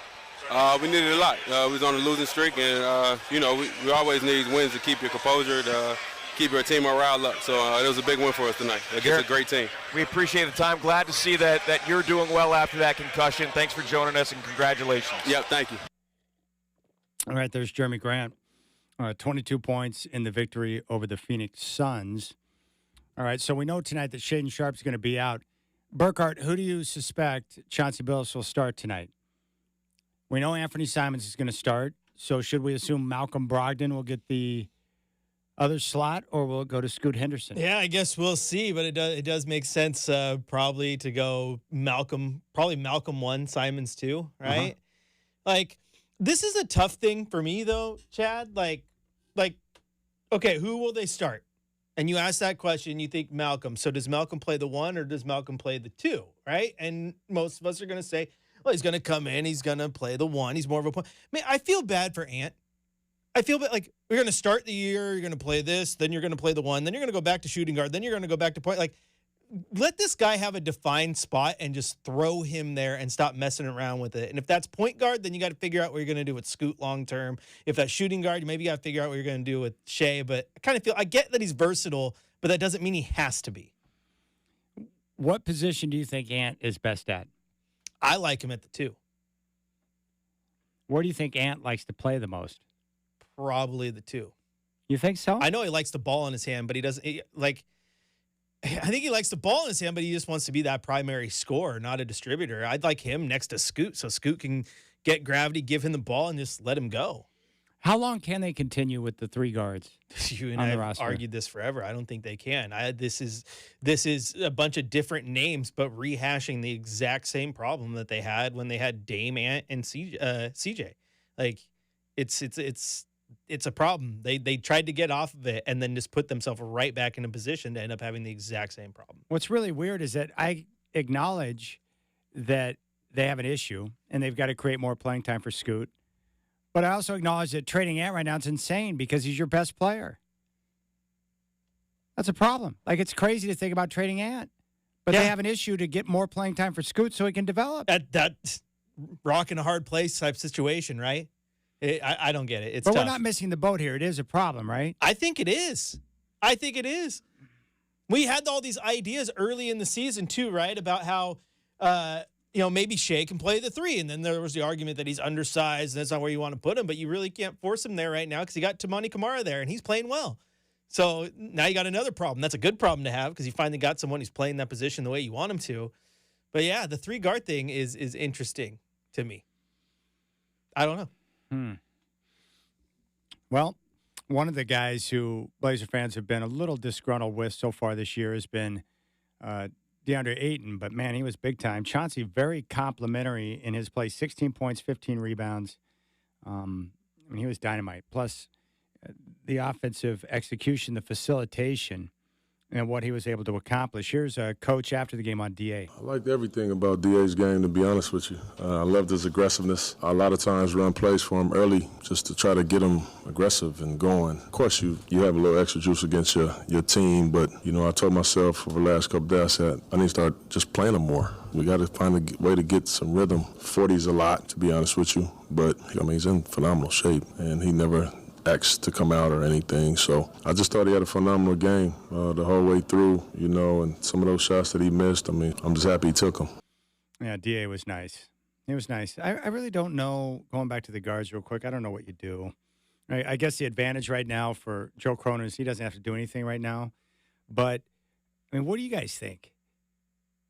So you've got Scoot, who you picked number 3 overall in the draft.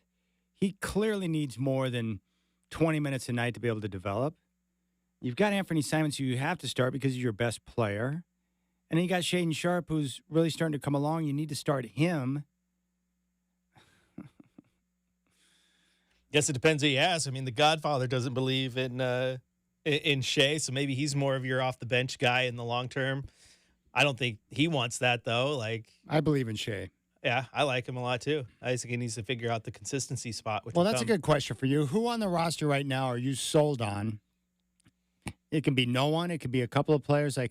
Who are the guys that you're sold on that can be a part of this team moving into the future long term? Man, that's a question. That's a question. I think right now you have to invest in the 2 guys that you draft at the top of the draft. So I think it has to be Scoot, and I think it has to be Shea. Those were your 2 top 10 draft picks, one at 7, one at 3. And those are the 2 picks from your current regime of Schmitz and Cronin. Yeah, I think you have to go that way. Ant, I think you can move off of because you're going to have to eventually. And then I think money-wise, Ayton's probably going to end up gone. And then I think, kind of like you said, I think because he's playing so well and he's on that obviously mega team-friendly deal, Tamani Kamara, those 3 guys that you've got in the last 2 drafts are the guys that you're probably going to want to keep around and build around as long as you can. How long would you hold on to Ant before you make a decision? Do you need to see more from Scoot? Do you want to see where he's at going into next year? How long do you wait? I think you have to see more from Scoot first. Absolutely. I think you have to see more from Scoot first. You can't just trade Ant just to say, hey, we're off him, this is where we're going, without seeing anything from Scoot. But right now, the good part about this is even though you're in the same situation that you and I have talked about being in before, you are still seeing those 20 minutes plus per night from Scoot in his rookie year. You didn't get much from Ant through the first 2 years, right? And then you finally got in. So you're seeing it. It's just a matter of seeing it on that consistent level and then deciding which way you want to go. Because if you're going to get off of Scoot, you also want to get off of him in time before any value that he has completely tanks, right? Yeah, before every other team knows that he may not be the player he thought he was going to be. My biggest concern is just the shooting. Right now, it's early, 17 games in, but 23% from downtown. That's not very good. Yeah, I don't know what the answer is. I guess what you do is you just continue to... Yeah. 23%. My man, the Fritz in the YouTube chat says, just trade Ant and Scoot because you're just going to draft a guard anyway. But Well, I guess what you got to do is you continue to proceed as is, where you're starting Ant and you're starting Shaden. Eventually, Brogdon will be moved, probably by the deadline, I would guess.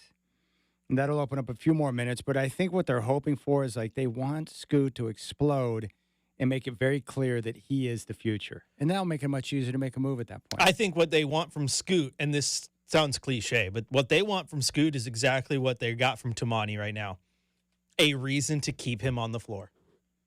A reason to say, I can't afford to take you out because you're playing too well in the areas that I need you to. Well, think about Tamani. He just took Tease's job from him. Took it. Took it.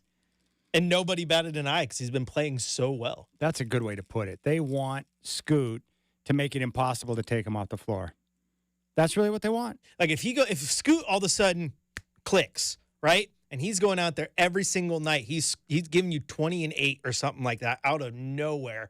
Then you can look at the situation. Okay, I can move off Ant and feel okay about it because he's finally clicked. I feel comfortable giving him the keys to the car. Right now, right now, Scoot has his permit, still needs to take his actual driver's test to get that license, right? He's got the accrued hours, just needs to take the test. I would say the guys I'm sold on Shaden Sharp. I think he's going to be just fine. And I think he's only going to continue to get better. I'm sold on Tamani being at least a rotational player. And then I'm sold on Ant or Scoot, one of the two. Those are the three guys I know for sure that will be here long term.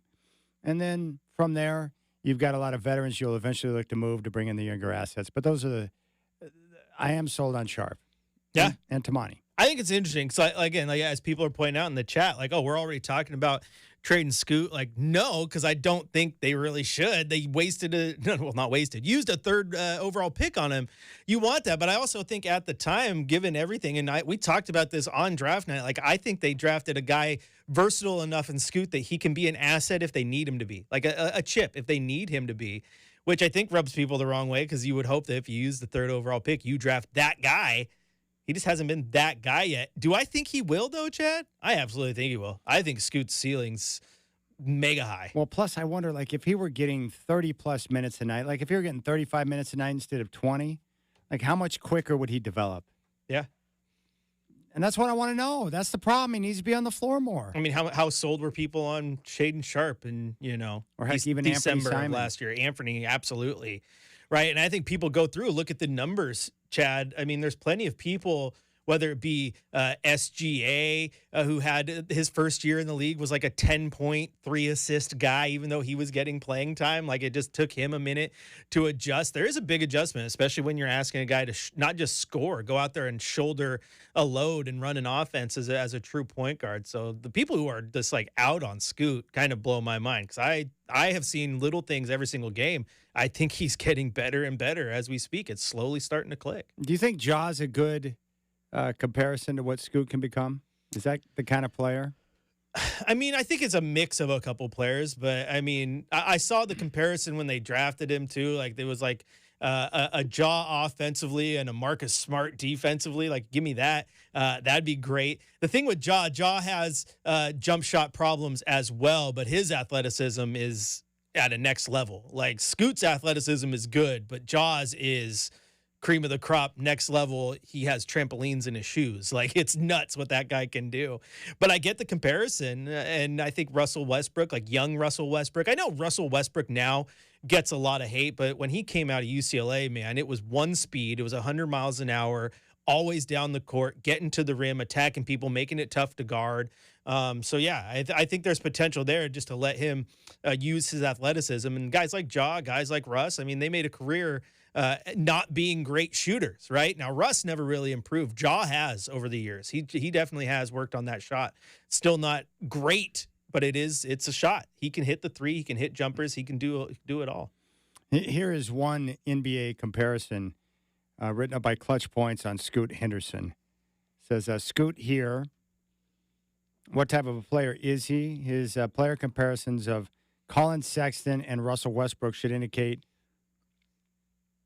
what teams think about him. Scoot Henderson has been well known by avid NBA fans for a few years for his freakish size and athleticism at the point guard position while rising up the ranks of young prospects. It is clear that he is projecting to be a stats sheet stuffer, which makes the comparison of Russell Westbrook a no-brainer. However, he also plays a ton of energy and ferocity on the defensive end with the effort he displays very similar to Colin Sexton. There you go. So Scoot Henderson is being compared to Russell Westbrook and Colin Sexton. Ja Morant, not a great three-point shooter. I think he averages on his career right now about 31% from three. Scoot right now averaging 23% this year. But the one thing that Ja does is he can get into the teeth of the defense off the bounce and explode, and he's a freak around the rim. Yeah. Freak. And as someone just pointed out, again, the YouTube chat, go over there, youtube.com, type in Rip City Radio, get it on the chat. And I like this comp a lot, and it's comparing him to Tyrese Maxey and the fact that the Sixers really brought him along slowly. I like Maxey. He started less than 10 games his first year, but played in over 60. Then the next season handed the keys to be a starter and slowly started to develop.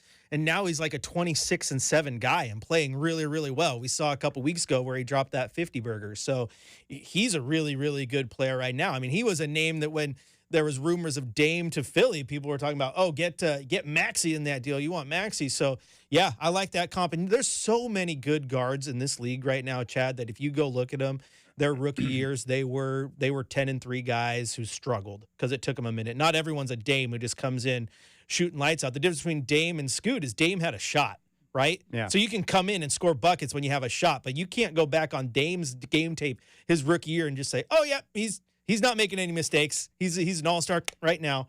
He took a little bit of learning too. He just had a shot and could score buckets like crazy. Well, Maxey in his first year, he averaged 1.7 attempts from downtown per game, shot 30%. In year number 2, he averaged just over 4 attempts from downtown per game, shot 42%. Last year, averaged just over 6 at 6.2, averaging 43%. This year so far, his attempts are up to 8.3, and he's averaging 40% from downtown. That's a good number. 40% is elite in the NBA. Yeah, from 3. I'm just wondering who gave Michael Shacker login credentials? Why is he chiming in now? He's chiming in on the YouTube chat as our Rip City account, giving us Beaver basketball score updates. Thanks a lot, Shacker. Appreciate that. Thank you for the Beaver update. All right, so there you go. Well, all I can tell you is what I see in Scoot. I'm concerned about the shooting, but in terms of his work ethic, his demeanor, the way he listens to the vets, the instruction that he takes from the coaches, he's putting in the work in the film. I mean, he's doing all the things, and he's making progress. He is getting better as the season moves along, which is a good thing. And he is only 19. The other night, Ron in Salt Lake compared, the start of Dame in his career to that of Scoot Henderson, but there's really no comparison because Dame had played 4 full years in college, and when he came in, he was much older, more mature. And, the difference between 23 and age 19 is a big deal. So, I do take the age into account. So what I'm looking for is just continued progress. And the good thing is, like I said, they don't have to make a decision right now. They got time. They don't have to rush. Cronin does not have to rush, which is great. All right, we'll come back on game day, and we'll give you a scoreboard report as the tip-off is coming up at 7 from Motor Center. The Blazers a 4-point favorite tonight over the Wizards. Travis Demers, Mike Holton will have the call live here on 620 Rip City Radio.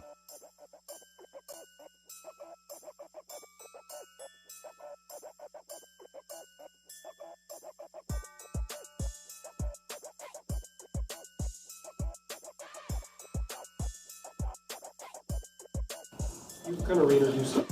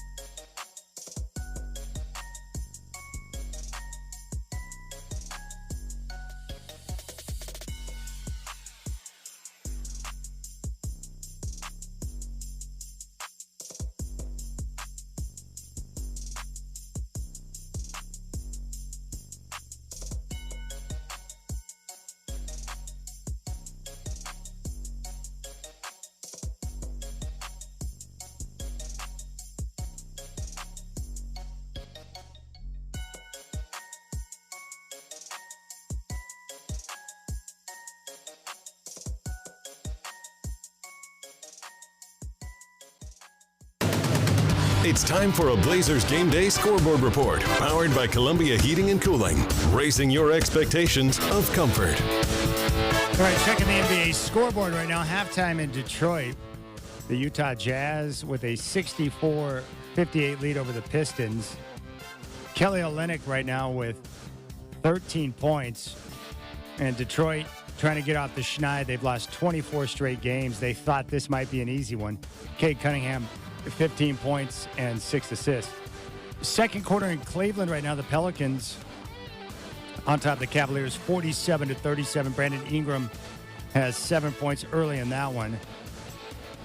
First quarter in Chicago, Spurs on top of the Bulls, 2-0. First quarter just underway, no score. Pacers and Grizzlies from Memphis. And early on in Milwaukee, the Bucks lead the Magic by a score of 4-2. Milwaukee right now 20-7 on the year, 15-2 at home. And first quarter in Oklahoma City, Clippers and Thunder. And right now, OKC on top 7-4. 5 points early for Chet Holmgren.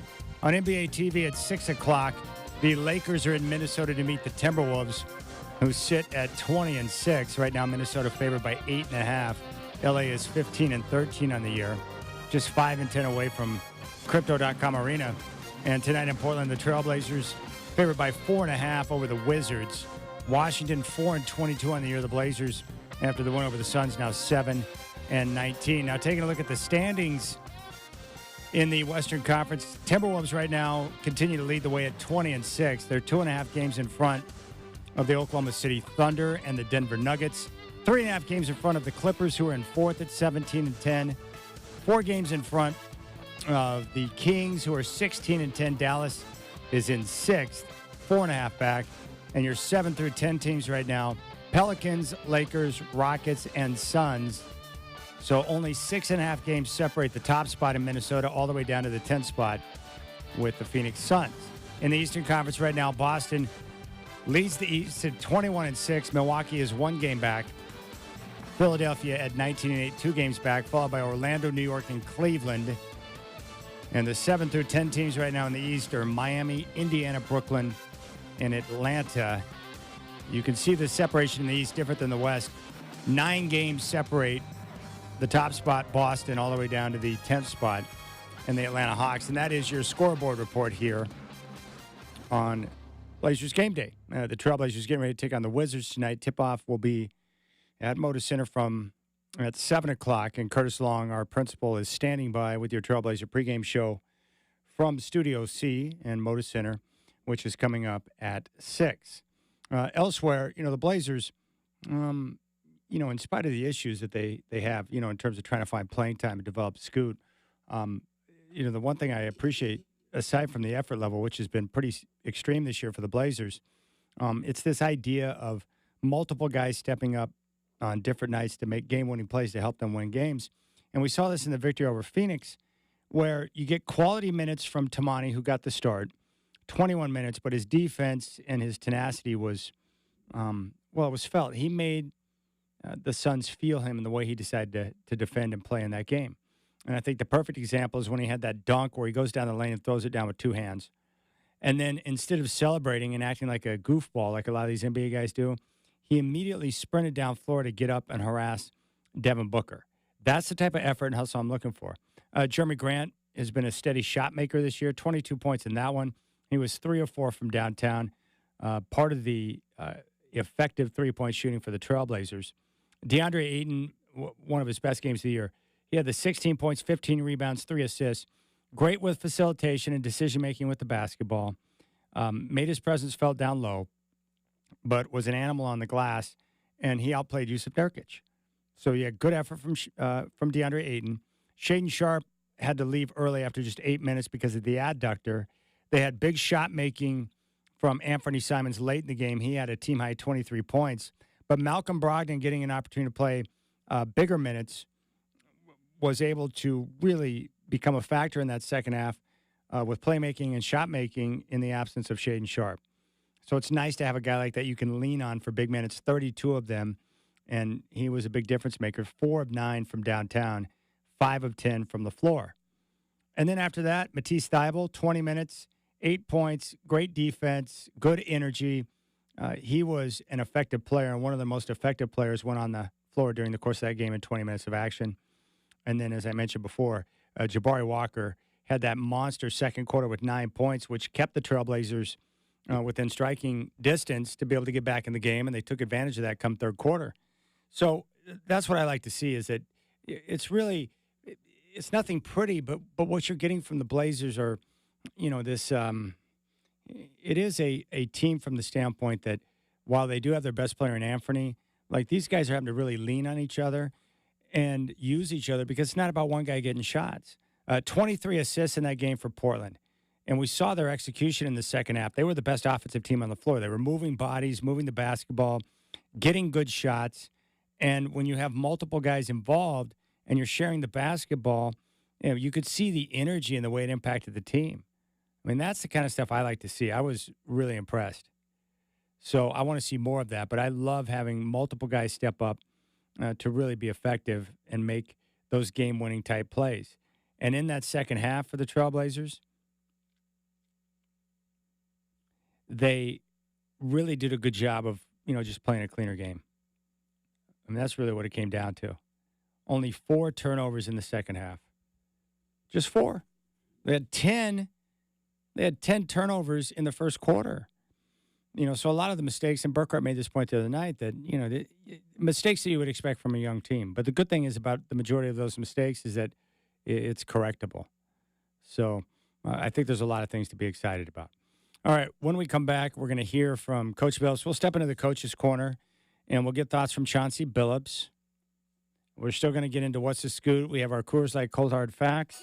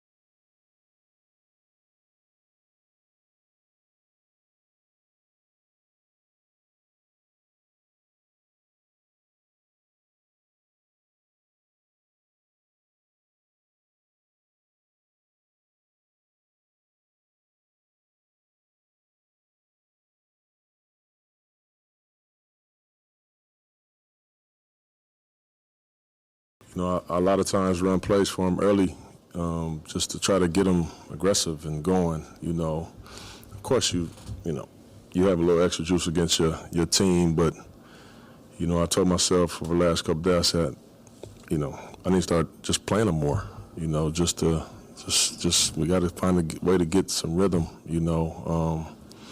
40 is a lot, to be honest with you, but he did it. He took it. I mean, he's in phenomenal shape, and he never asked to come out or anything. So I just thought he had a phenomenal game the whole way through, and some of those shots that he missed, I mean, I'm just happy he took them, to be honest with you. Is that what his defense kind of changed to? What did you guys do better? Well, after the first quarter, there's usually a team that starts fast. We talked about trying to have a better first quarter, and shoot, we wasn't able to get it done. But we came in at the half. Obviously, I thought we had a really good second quarter, too, only 25 points for them. But we come in at the half, and I say, man, our defense will be so much better if we take care of the ball.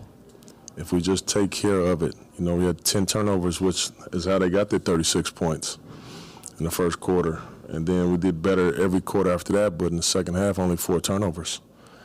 So if they have to play against our half-court defense, I feel good, I feel like we give ourselves at least a chance in the game. And 20 points for them, and then 23 in the fourth, so that's third and fourth. I mean, it's very, very impressive, very impressive for our guys. Is that what you would attribute the improvement in the second half, particularly in the third quarter, is just not turning the ball over, or what did you feel like the difference? Well, defensively, we scrapped. We scrapped hard. I mean, I thought we did as good a job as you could do on KD, and he still gets 40. On 50% shooting, and then Book obviously had a good night too. But we did a good job on everybody else. And I thought we did a good job on them too. It's just greatness is greatness, but we were everywhere. I thought we did a good job of, with the exception of a couple times, finishing our possessions with rebounds and just going, just running, and they tried a few different defenses in the fourth quarter. I'm sorry, and we made them pay, Then obviously Ant comes up with made a big time basket at the end. Jonesy, even though Ant and DA both struggle from the field, I know it's hard to talk about in the moment, but when you get back to watch the tape tomorrow, you think you're going to like the process from what you got from those guys tonight, the shots that they took, and in the flow of everything? I do, and I'll watch it again tonight, and probably some more tomorrow when I'm at the facility. But what I do like about it is those guys haven't played with each other very much. So there was some instances in the game today that happened, when they started blitzing and DA was catching the ball high up the floor. I thought he made some excellent passes, on time, on target to our guys. Well, that hasn't happened that much, because obviously Ant gets a different coverage than everybody. So I think those two will just continue to get better and better and more comfortable with each other, and then we'll start on the backside of it, getting more comfortable with DA and giving him some reads with guys cutting out of the corner or sliding down to the corner on the cut. So really, to be honest, I like that they stayed aggressive the whole time and just kind of figured it out, You've kind of reintroduced the zone in the last couple weeks. Why have you gone back to it, and what have you seen from it? Well, it's just, you got to find ways sometimes to get some of these good teams off of their rhythm, and we try sometimes even against teams that have great numbers in it, just to throw their rhythm off. If we're struggling guarding a play or two here or there, and also even if we're not struggling, I like to go to it sometimes out of timeouts, to blow the timeout play that a coach might be running. So just, I just use it in instances like that. But I like our zone. I really do, and we haven't played it as much as we had last year or early in the season. But I also like when we go 55 because when we go with our switching defense, because I think DA's feet are as good as anybody's at his position. So I hate that he's not around the basket when that happens for the rebounding situation. So But yeah, we'll use that. We use that as kind of a change up. That was arguably your cleanest half of the season, the second half, for turnovers, just shooting, the defense. Was that a product of a lot of lessons learned over that 7-game losing streak? Can you see some growth there, or is it just, because I'm wondering, was that just a fluke, or did you guys, turn a corner? Well, I think we are starting to learn some, and I thought, it was also really good to have Malcolm out there for a large chunk of it. You got somebody with great composure and great experience, and is a shot maker, and they couldn't load up too much on Ant. When you got a guy that, whether he's making shots or not, he can go make the right play. So I think it's a mixed bag, to be honest with you. We usually don't play that clean, obviously. So we're probably not that clean of a team. But also, I thought we were a lot more sloppy than we usually are, in the first half. So, we got, I talked to Scooter at the house, man, you got to just relax, just calm down, and he did. He finally did. He calmed down a little bit. I had him out there some, took the ball out of his hands a little bit, just so we can kind of see the play in front of him. And then when the ball come back to him, now attack, So just a few adjustments that, you have to try to make to just help our youngins out. Ant was talking after the last game about how you guys need to get off to better starts, and then obviously the first quarter went the way that it did tonight. Why do you think it is that you guys are coming out flat in a lot of these games to start out? Yeah, I'm trying to put my finger on it, to be honest with you. We have a lot of, as y'all know, we got a lot of, cool dudes, that, kind of cool their way into the game, and that right there hurts us. And I try to talk to them about it all the time. We gotta have a mindset where we want to hit first. We want to have a hit first mentality. And I like to act instead of react. And we've got a reactive group a lot of times. But I love our scrap, and the way that we scrap and guard, we'll always be hanging around, unless we get hit with a haymaker sometimes. Chauncey, with that mindset, is that something you can grow, or is that something that you just have to have? I think there's something that we have to grow, because, you got a lot of guys on our team, like I said, that, are kind of mild-mannered, so it's not their nature to come out aggressive and, with the guys that we start. So it's something that we got to coach better and teach more. And those are things that tomorrow and those days we talk about them. We keep talking about them. Obviously, we did some incredible things in this game that we'll watch, but there's some improvement areas for us, that, again, I thought our defense wasn't very bad. It wasn't too bad in the first quarter, but the turnovers. Live ball turnovers, you can't, they 2-on-1 break with Book and Durant, they're going to score or get fouled. So taking care of the ball, is an emphasis for us. You know anything about Shea? No, I don't. I knew we talked about it before that, it's been bothering him. So I'd rather him be safe than sorry on it. But, it's tough because you want him to have these type of experiences, but I tell you, I was happy that, another thing I wanted to start doing was just kind of Scoot needs to get some of these late game minutes to have the experience as well. So it was good for him to be out there. All right, there's Coach Billups. We do know that Shaden Sharp is out tonight with the adductor soreness, and we just got word a few minutes ago that it will be Malcolm Brogdon who will get the start tonight next to Anthony Simons. So that means you'll have Brogdon, Ant, Grant, Tamani, and DeAndre Ayton in the starting lineup. Now, the one advantage is that this should open up a few more minutes for Scoot to be able to be on the floor and play. And I like the idea of that. If you're not going to start him, then find a way to carve out some key minutes for him late in games. And that's my biggest argument for Scoot and why you should be starting him, or heck, start Scoot, Shaden, and Ant, is you're not focused on winning games anyway. That's not what they're trying to accomplish right now. You're trying to develop players, and if you got to play guys or start three guys with one guy, playing out of position to a degree, then I'm okay with that. I got no issue. Same. Development matters. Those minutes matter. But I get it. We talk about starting, though. I mean, like Chauncey said, those late game minutes, I think, are very important, too. Maybe just as, if not more. Because how many times do people say, oh, it's not about who starts, it's who closes. You want to be in that closing lineup. And, I mean, yeah, starting matters, but you also want to be on the court in the crunch time. I agree. Yeah, it's one of the biggest lies of all time that players don't care about who starts, but they care about who finishes. No, that would be incorrect. They care about both, but they really care about who starts. It's kind of like a rite of passage. It's a big deal to be a starter. I think it's twofold. I think they care about starting because it's an ego thing. And I don't mean that in a bad way. Like, I'd want to be a starter, right? Who doesn't want to have their name announced to be in the starting lineup? But then to be in the closing lineup, that means coach trusts your talents in the keyest of moments. But the other key with being a starter is that if you're a starter, that comes with more money when it comes to contract negotiation. I'm a starting guard. I should be paid like a starting guard. And on our rec ball team, I came off the bench every single game.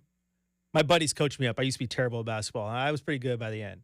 Came off the bench every game. Our last rec ball game, he's like, Burke, you get to start tonight. My best friend, Justin, he's like, you can start in my spot. I'm like, okay, sweet. I got 2 fouls in the first 30 seconds and had to sub out. That was like 15 years ago. My buddy still loves to tell that story about, hey, remember Burke, remember those 2 fouls you got? You can leave it to your buddies to always remember your greatest moments in life. Always. Always there to remind you and point it out to you. All right. So the Blazers, they should be able to scratch how to win tonight. I would caution with this, though. This team, while their effort level and the way they're getting after defensively this year, they're doing a lot of good things. They're still not good enough to just show up and assume victory because they feel like they can win. They have to show up. The same thing applies. Limiting the live ball turnovers. They've got to come out with purpose and energy from the start, and they've got to be willing to grind defensively. Like, this team can't take nights off or they're going to get beat. They're just not good enough. So if they want to win tonight, which they're favored to do, those same principles apply. Energy level, effort, defense, focus, like those things, they just got to be done. Really talented teams can, be asleep at the wheel a bit because they know they got the talent to be able to overcome. But the Blazers aren't that team. So come out and play with the same type of energy that we saw in the second half against the Suns, and they're going to dominate the game.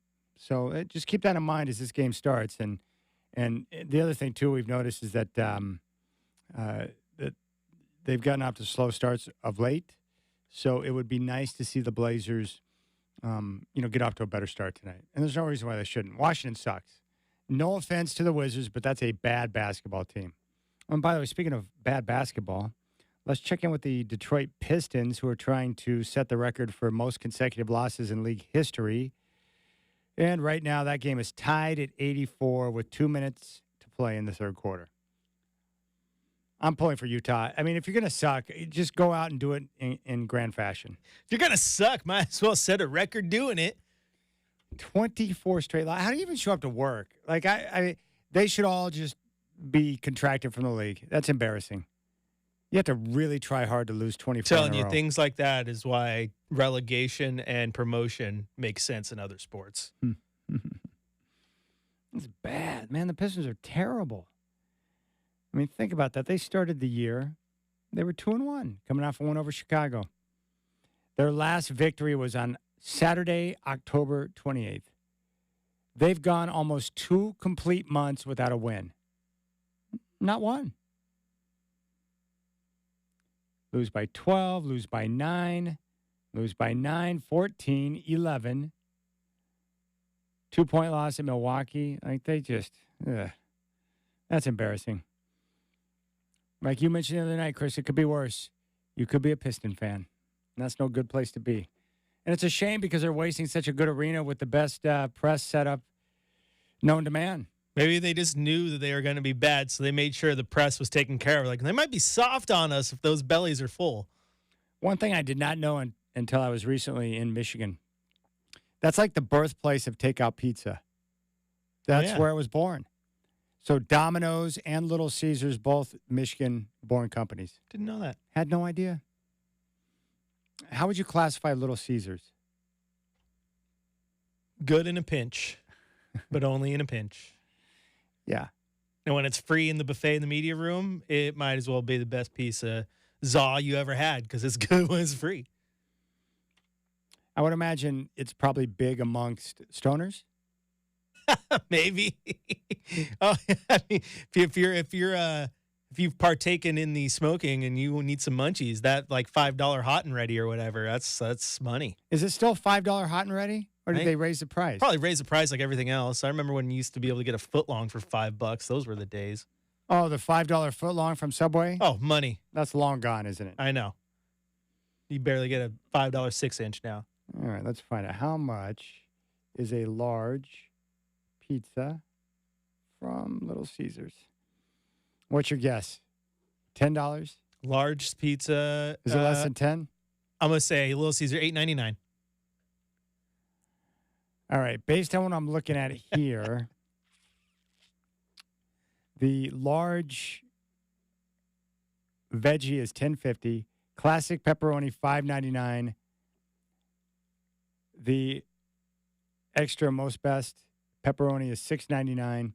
Classic cheese, $5.99. $8 sounds good on average. See? That's good. I'll take that $5 hot and ready. Let's go. That's good. You can get the stuffed crust crazy for $9.49. 2-topping large pizza and stuffed crust crazy crust pizza, $16.99. All right, that's not bad. They're still getting the job done. Let's see here. Now I'm getting hungry, Burkhart. Feed me. All right, we'll come back, and when we do, we'll step into What's the Scoot, and we'll give you our Coors Light cold hard facts.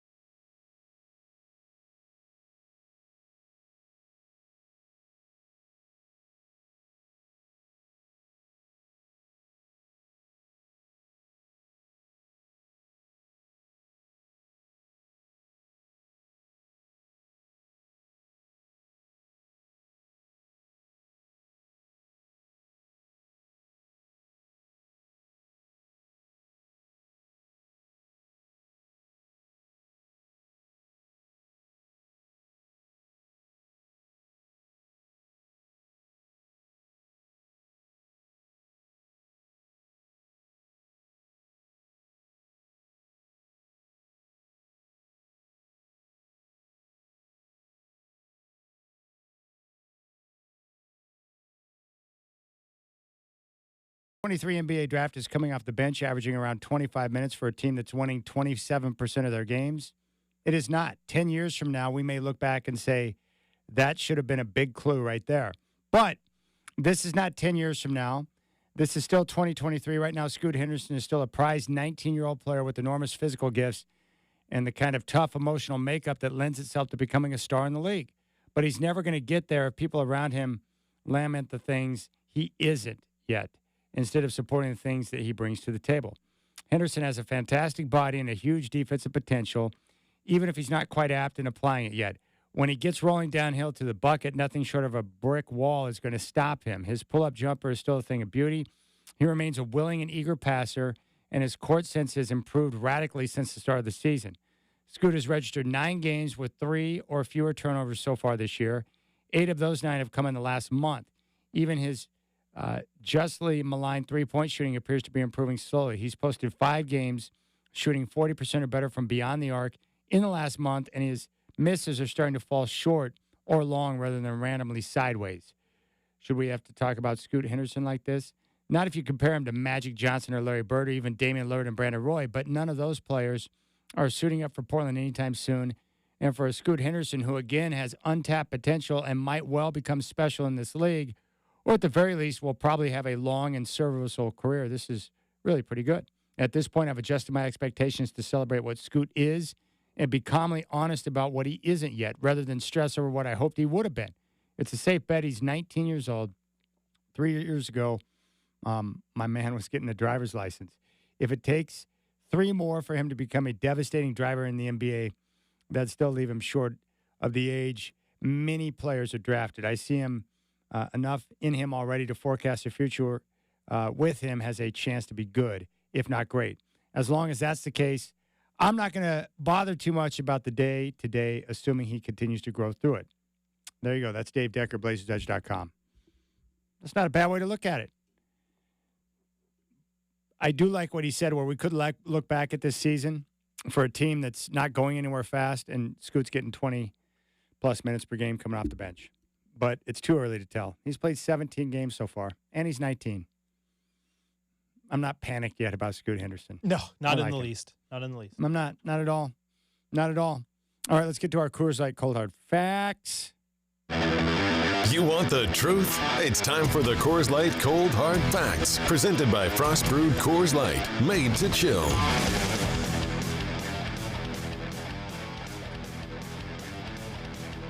All right, one thing for certain, the Blazers have got to figure out how to start games better and get off to a fast start.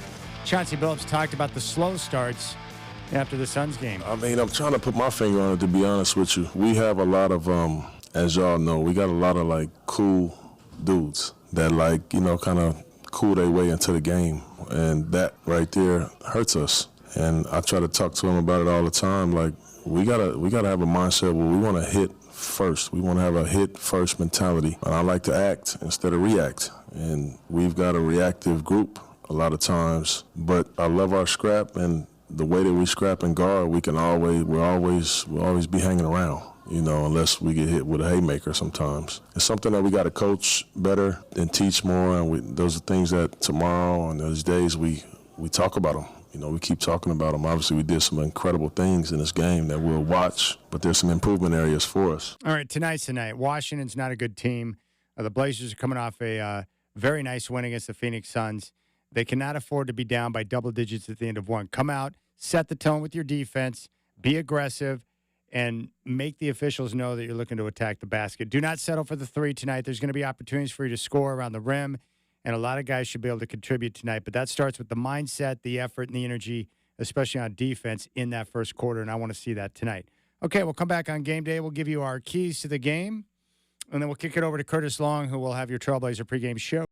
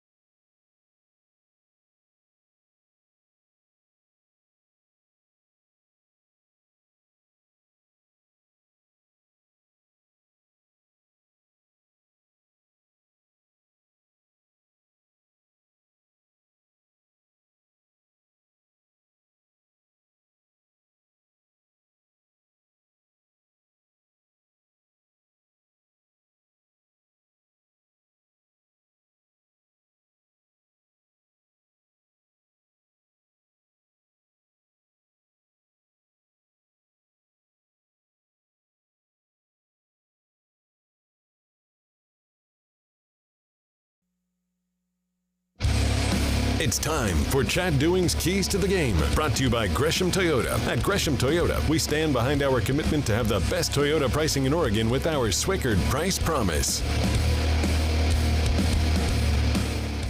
All right, keys to the game. Number one, they've got to limit turnovers. They had 10 in the first quarter against Phoenix, which led to problems. So I want to see them play a cleaner game from the start. Also, that's got to be matched with their intensity and their effort level on defense. And if they do those things, they're going to get off to a great start. Now, they did shoot the three ball very well against Phoenix, 14 of 28 from downtown. And they've been much better over the last couple of weeks from downtown. But what I don't want to see tonight is the team falling in love with or settling for three-point shots. Be aggressive, look to attack, and set the tone, and maybe you can also gain an edge at the foul line. But look to attack. There's going to be opportunities tonight. Washington's not a good team. I want to see the Blazers on all cylinders in attack mode. And if they do that, I'll be quite happy with the results tonight. Now, I don't expect this team to win many games this year, but tonight's a night where I expect them to win. They should win. Go out there, set the tone, and the reality is how many more opportunities you're going to get with games like this on the season where you know going in, hey, if we do our job and we play our game, we're going to win a game tonight. And this is certainly one of those games because you look at the Trailblazers' schedule that's upcoming. Tonight's one of those games you have circled. It's like, okay, that's a game they should probably win. That's probably a game that they should win. So they're going to get Washington tonight, at Golden State Saturday, home against the Kings on Tuesday. But then they get back-to-back games against San Antonio on Thursday and Friday, the 28th and 29th. So tonight and then the two San Antonio games, clear opportunities for the Blazers to scratch out some victories. All right, Burkhart, what are you looking for tonight with the Washington Wizards? Don't F it up. Let's just be completely honest here. This one is yours to grab a win, get some good experience. I think two things here. From a team perspective, I want to see them come out fast. That's just been my biggest thing lately with them is coming out slow and then having to exert so much energy in the second half to make these comebacks. And it's fallen short a few times. They're lucky enough that it worked against Phoenix, but they had to come back from a big deficit early once again. So just come out, be aggressive, keep the game flowing from the jump. And then just from an individual standpoint, Shaedon Sharpe out, you're going to get minutes. Take advantage of them. I'm talking to you directly, Scoot Henderson. I know you have this game on in the background in the locker room right now. Take advantage of your minutes. And keep an eye on Jordan Poole and Kyle Kuzma. Those two guys, they combined for 55 points in their previous game against the Kings. And both those guys putting up big shots.